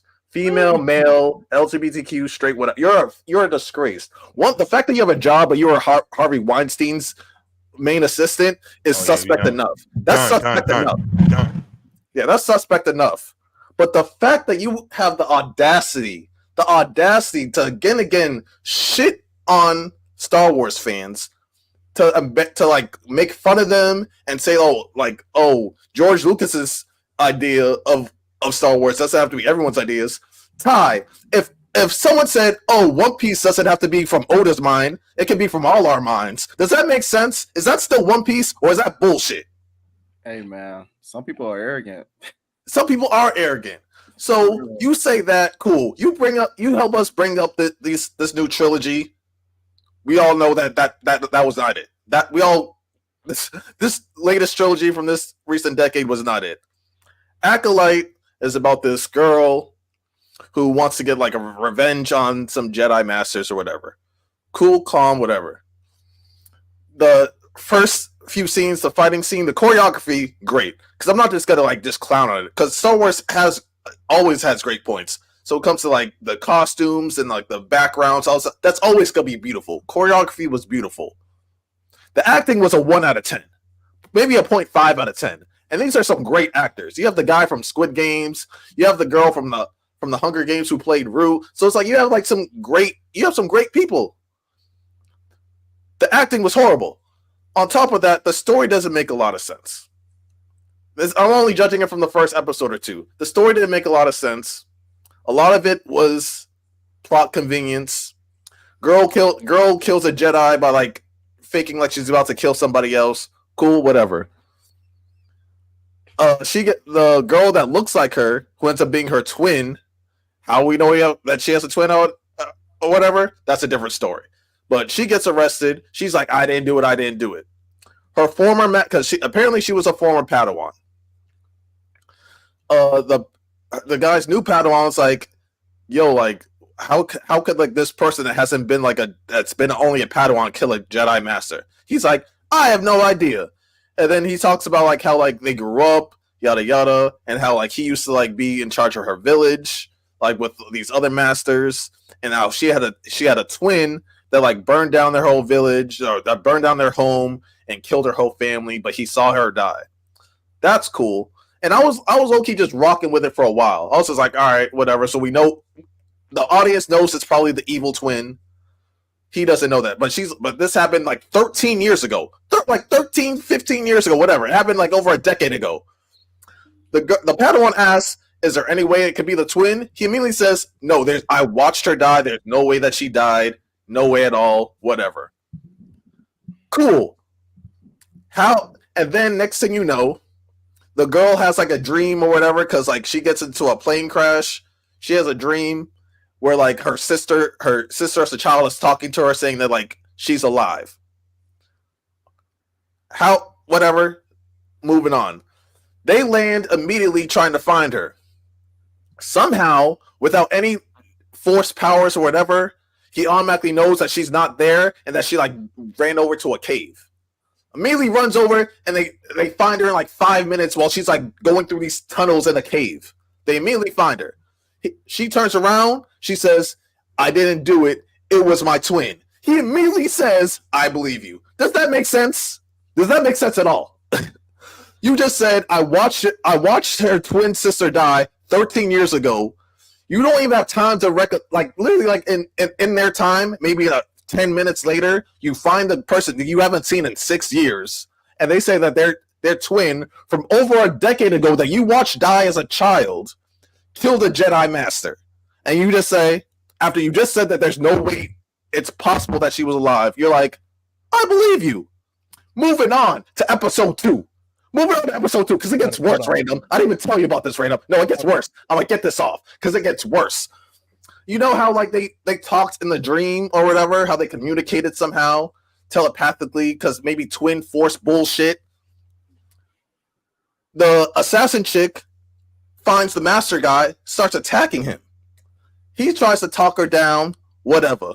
It doesn't work, and he's just like, oh, your sister's here too. She says, my sister is dead. So how the fuck did they talk telepathically? So she's all like, oh, my sister is dead. We still don't know why she's trying to kill all these people. It makes no sense. Because, like, Loki, the only one that should be mad is the twin. But they both think each other is dead, but somehow they're talking telepathically. In, like, a span of a decade, even though they haven't talked to each other in a decade, because that makes sense. Then they run into each other. They're like, how the fuck are you alive? How the fuck are you alive? And then that's the end of the episode. So it's like the premise of two twins, one's good, one's bad. That's a good premise. Your delivery throughout each episode, the acting, the plot convenience, the changing of views. It's not there. It's not there. If Random died in front of you 10 years ago, and then someone's around, and I say like, oh, is it possible that like Random killed him? And you're saying there's no way, and then 5 minutes later I said it was Random. Would you just say, I believe you? Does that make sense? Does that make sense, Random? I'm supernatural, bro. I Lonnie. I was having hope for Acolyte too, because obviously I like Star Wars as well. So Lonnie and Riddell, the minute we saw in the preview for it, or when they were promoting and they said this is about to be the gayest Star Wars ever, it was cooked. It was cooked. But I have no problem with you making things LGBTQ. No. This is not what I'm saying. When you watch that promotional interview that they did, when the actor doesn't know something basic about what Anakin did, and I'm not saying you got to Anakin Skywalker blew up the Death Star. That's who you have acting in your. You said Anakin Skywalker blew up the Death Star. It doesn't like the lack of disrespect that they continually show to Star Wars. Not in the games, right? Not in the games. By the way, Outlaws, I'm kind of excited for it. You know, but when I said this the last time we talked about Star Wars, and the last thing you guys said, well, they got the Mandalorian and Ahsoka. Now the TV product is bad too, because the Mandalorian got bad.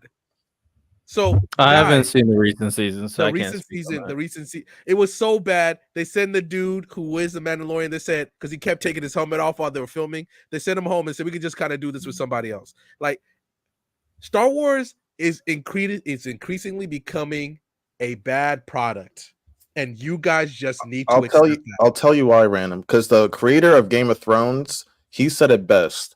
He said that these new, because we also seen it with The Witcher and like the mess with The Witcher.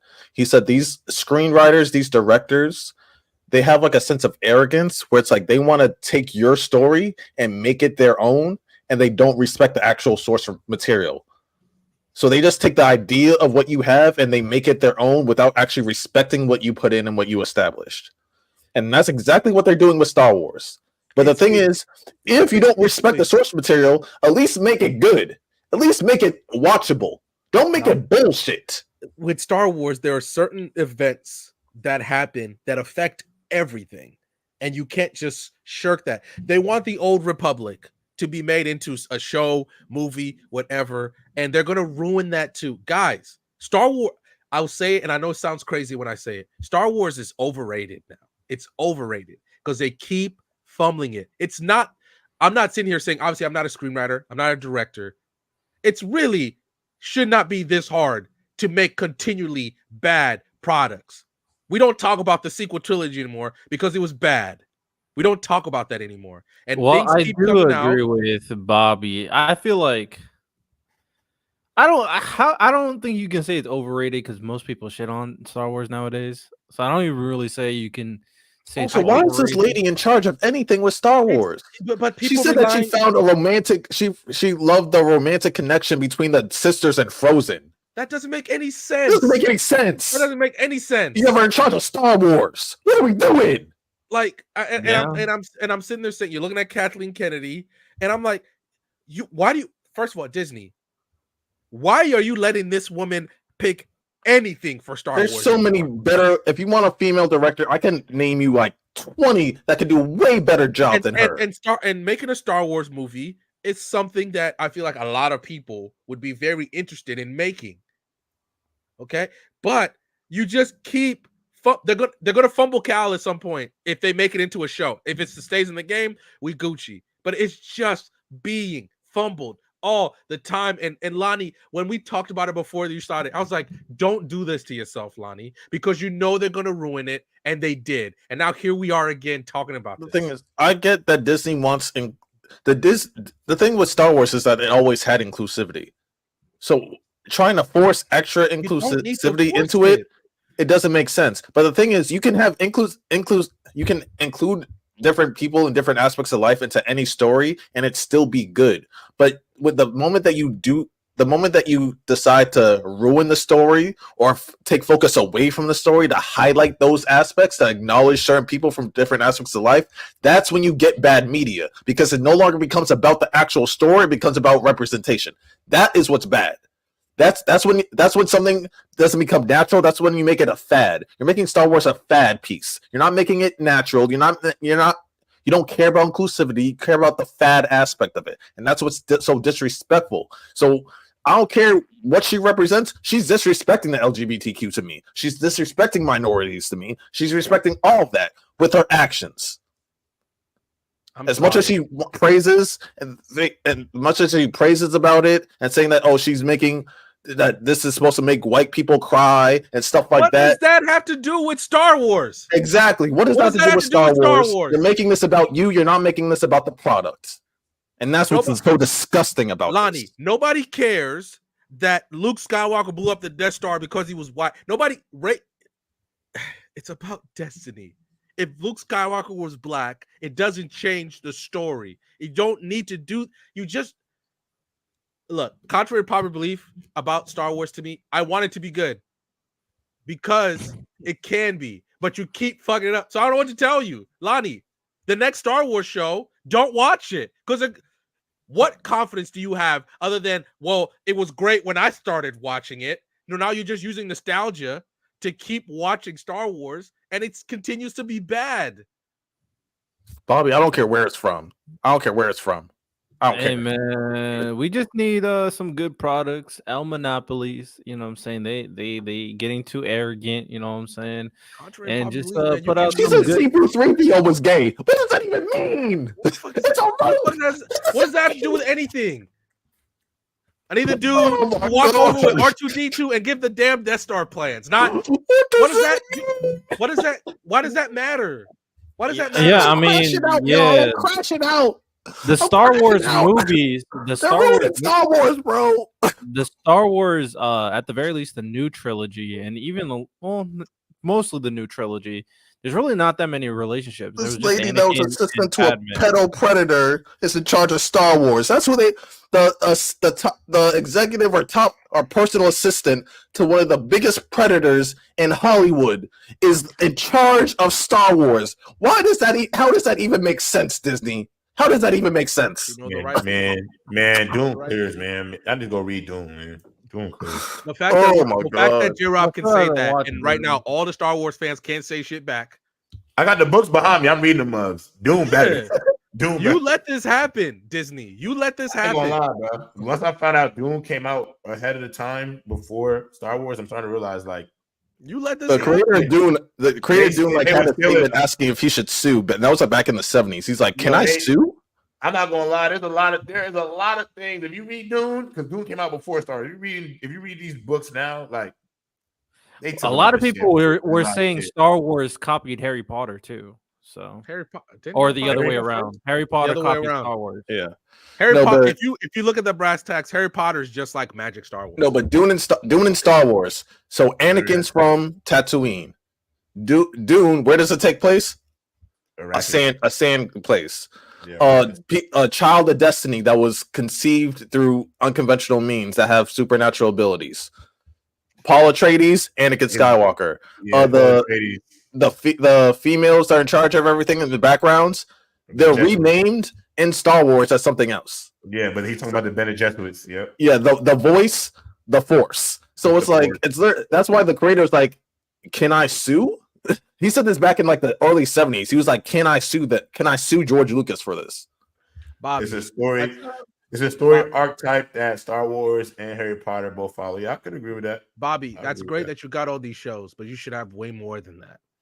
If they mess up the Old Republic, y'all gonna have to sedate me. Guess what? I'm so serious. Most y'all people will are have not to gonna sedate me. Most people are not gonna play the games.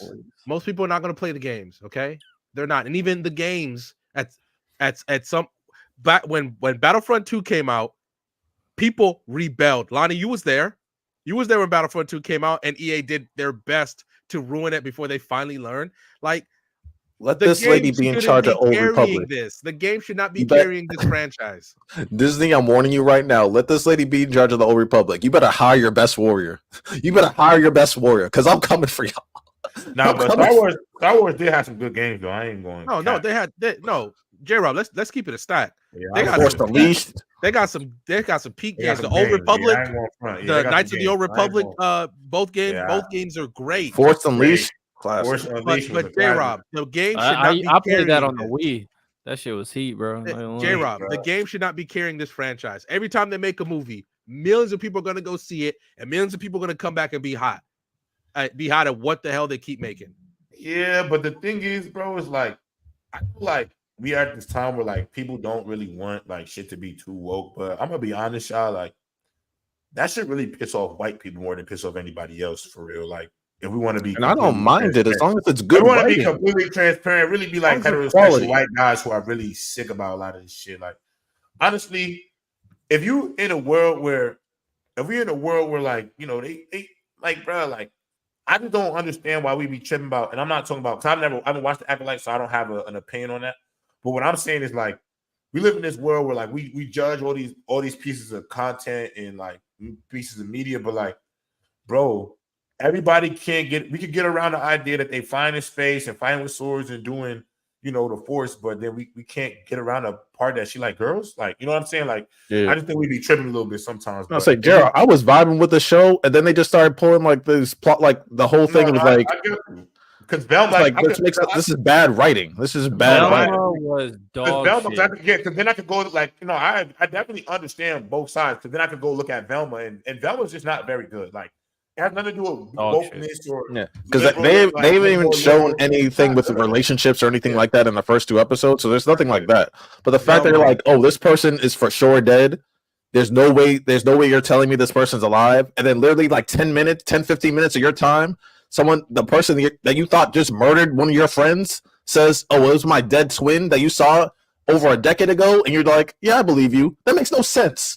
That makes no sense at all. Yeah. I mean, at the end of the day, I think I only care about storytelling. So if you're trying to push an agenda in my face, I don't care what it is. I'm going to say that shit's ass. Like, Velma and about the story. I don't really care about orientation or that other shit. I agree. Yeah, Velma and Star Wars both share this thing right now, right? You're trying to shove it in our face.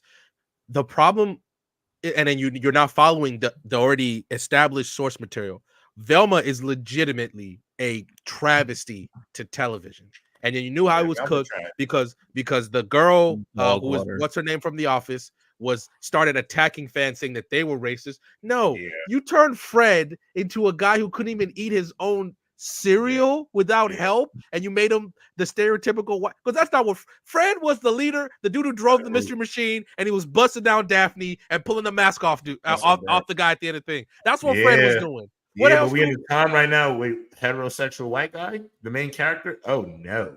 Did you see what they did to Scrappy Doo in the second season? No, I'm not watching that shit. No, I didn't watch it either. I read like because there's by the way, there's a reason why you didn't even know season 2 was airing until it was over. Listen, bro, Velma. There's some forms of TV that I just can't get down with. I can't get down with Velma. That Good Times remake they put on Netflix is one of the most racist shits I've ever seen in my life. Exactly. And the fact that it's still on Netflix and people are trying to defend it. It's absolutely ridiculous. It is some of the most racist, fake woke, whatever propaganda nonsense. It's absolutely ridiculous. No, but that movie that came out, that shit got they took that shit off theaters immediately. That magical black fucking stupid movie. Yeah, that shit was. When Bobby's perfect. The pushing of agenda can be fine if the story and its logic is the priority. Because nobody was vibing with that shit. Like someone said that was a good idea. Hey, that shit was. Rebel Moon was better than this bullshit. Rebel Moon was ass. That Magical Society of Secret Negroes is a travesty too. This is why I say like I don't really understand y'all how these like academics, filmmakers, all these people who are supposed to be like smart as fuck. Like, how did you go into a writer's room? How did you go into a writer's room and say, "Yeah, I got a crazy fucking idea. Let's come up with a movie about magicians and wizards who are powerful and got all these magical abilities. But here's the best part. Their goal is to make sure white people are comfortable in the world. Because if they're not comfortable, they're going to crash out." What? What? You telling me these people with magical powers, they making sure white people are comfortable instead of teaching other niggas how to use the power? What are we doing? What are we doing? I'm lost. One of the travesty. It was so bad that. Sorry, I'll say this real quick. It was so bad that if you started flipping races, Fox News will be leading its fucking thing with it. If you were flipping races, just flip the races. Terrible execution. That shit is stupid. That's why You know, I'm a big horror movie fan, so lock in horror movie fans out here. You know, we be watching that good stuff. You feel me? Shout out to the horror films. They not making like they used to no more with that. I need to see. We need to get back to like the real murderers. Like, why we always on this demon ghost? We got to get back to. I actually like that better because I personally can't buy the serial killer stuff because like I'm like, ain't no way a serial killer gonna come up and I don't got a gun in my hand and taking this dude out. Serial like, killers do that every day. Liddell. They do that bro, every day. I can take out Scream, bro. I can take out Scream, bro. Anybody can take out Scream. Scream is such a bad. Ghostface is such a bad villain. It's low-key hilarious. Bad villain. Riddell, I have the greatest evidence of a ghostly existence on the face of the earth. I literally hold the best evidence ever. Nobody afraid of no ghosts. But that murderers. Speak for yourself. Bro. Ghosts. I seen one now, bro. Them shits just be around, bro. Live with it. There might be one passing through you right there. Listen, bro, I'll show you the video. You can see the video again, bro. Shit's just be around. I be on the Conjuring time in, all that stuff. I be on the Chainsaw Massacre. Run for your bro, life. Ain't no way. White girl trips over. White girl trips. The black dude got to stop. The black dude got to stop and help her up. He gets killed. He gets stabbed. Yeah, I want to see that. I'm sorry. Just make one movie where the black dude look back and he say, "Yo, I'm sorry," and keeps going. I have ghostly evidence. I have 4 million views worth of ghostly evidence, bro. Yeah, I see. I'm sorry, yo. Me and Ghostface, yo, square up. Square up. Yeah, I'm taking out Michael Myers, bro. I'm be honest. Didn't no way I'm losing a Ghostface. Right, you know Michael Myers can't die, right? Michael Myers, I ain't fighting. I'm just outrunning him. But Ghostface keep coming back. Michael Myers, Chucky. First of all, Chucky little ass don't die at all, bro. You can stab that nigga, he's still gonna come at you, bro. Like they have to melt that nigga to the ground for him to die, bro. Bro, I'm not losing to a doll, bro. Come on. Okay. It's gonna slice your Achilles. It's gonna slice your Achilles, or they'll leave you done. And so when you're not square up, bro. If you're getting overpowered by a doll, then I don't know. When Chucky slices your Achilles and you can't walk, nah, that's not getting overpowered. That's using sneak tactics. That's different. It's a doll. What do you think it's gonna do? That's not straight up. Yo, straight up. Come on, bro. Think he gonna get a fair one with a Chucky. That's like fighting a toddler. You think a toddler's just gonna? Bro, gonna sneak up on kick that toddler. Kick that Chucky too, man. But there's a new horror movie that's coming out, the one where they're like in the woods and then there's like these monsters that got them trapped. Always in the woods. Just leave, bro. Hey, they were driving. So apparently they were driving, and then the monsters tricked them, and now they're in the woods, man. You know what I did like? I like the idea that them animatronics should be possessed though, like Chuck E. Cheese and shit. What's the one? What's that? Five Nights at Freddy's? Yeah. Yeah, I think them shits really do be possessed, bro. Why not? Why can't they be? Why can't they? I don't know, man. That's tough. Wrapping this up. Yeah, we'll wrap this up right now. Anything else? So we're gonna be hopping in the Discord, but this week I'm gonna be watching the Rock Lee Gar fight and the Sasuke Orochimaru fight on probably going to record it. We're going to drop the videos either late this week or early next week. We'll talk after the pod to see when. We will be moving back the romance slice of life thing by 1 week because of unforeseen circumstances, but there will be some added things in there for y'all to make up for it. So you gotta get that rash cleaned up by that doctor. Remember that you telling us about that shit.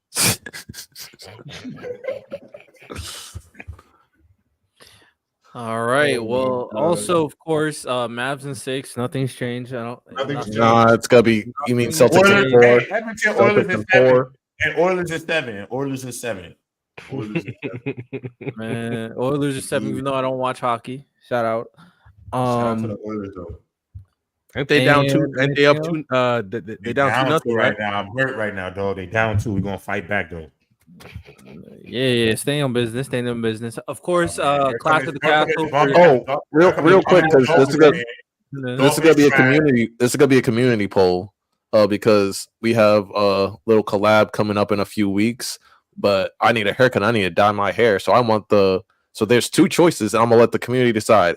Is it gonna be red or is it gonna go back to blonde? So do you want evil Lonnie? Blonde. Do you want evil Lonnie or do you want fuckboy Lonnie? Let me know which one. We don't want sexy red back. Hey, the ladies love sexy red though. The ladies love the sexy red. Lonnie.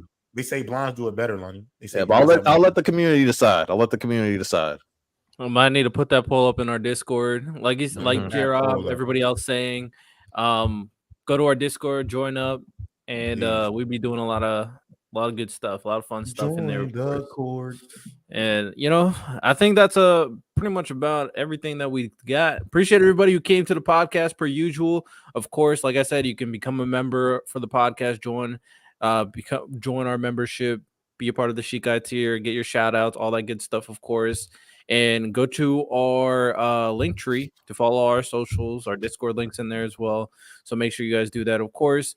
And if you guys need any help in figuring out what you should do after the podcast finish, well, I got you. Let me tell you what to do right now. Make sure you guys subscribe to the YouTube channel. We're aiming for 5,000 subscribers, and ping that notification bell so you never miss any bit of content that we make. And you're here for the podcast episodes every Tuesday, 9 p.m. EST. Also, leave us down a comment. We'll make sure to reply to every single one of your comments moving forward. If you have a question, we may even answer that question for a future podcast episode. And of course, make sure you guys rate the podcast 5 stars on Apple Podcasts and on Spotify. Leave a review, give us your thoughts, and again, we'll make sure to shout you out on a future episode. So we appreciate you, and back to the craziness that is probably going on the BSS.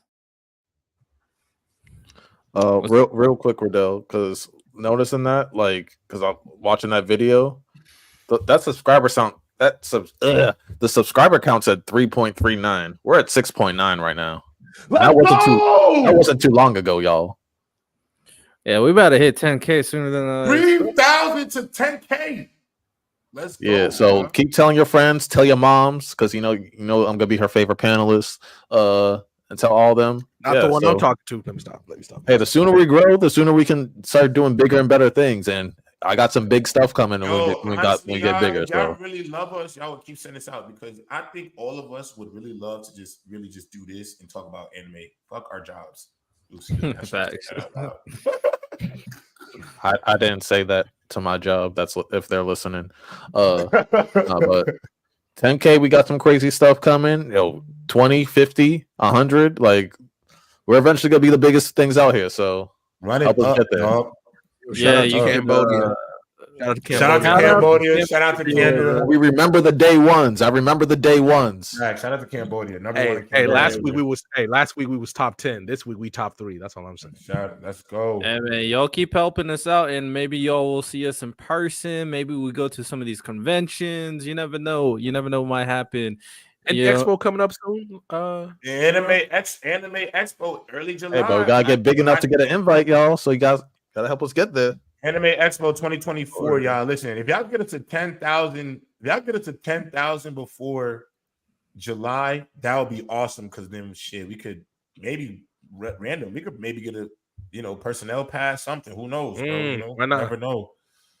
But Anime Expo this year is from July 4th to the 7th. I think me and Random are going to do our best to get out there. So we could do the expo, then do the game, because don't Sparks have a game on the 5th? I think maybe. I'm definitely trying to cosplay. I ain't really trying to see no voice actors though. I don't really care about them niggas, but definitely with the cosplaying in the beer garden. That's all I really want to do. That's it. Well, appreciate y'all. We will be back next Tuesday, 9 p.m. EST per usual. Make sure you guys subscribe to the YouTube channel. Got the notices turned on, of course, so you guys don't miss a single podcast episode. Appreciate everybody, of course, tuning into the podcast. Y'all have a good one. Take care and peace. Peace.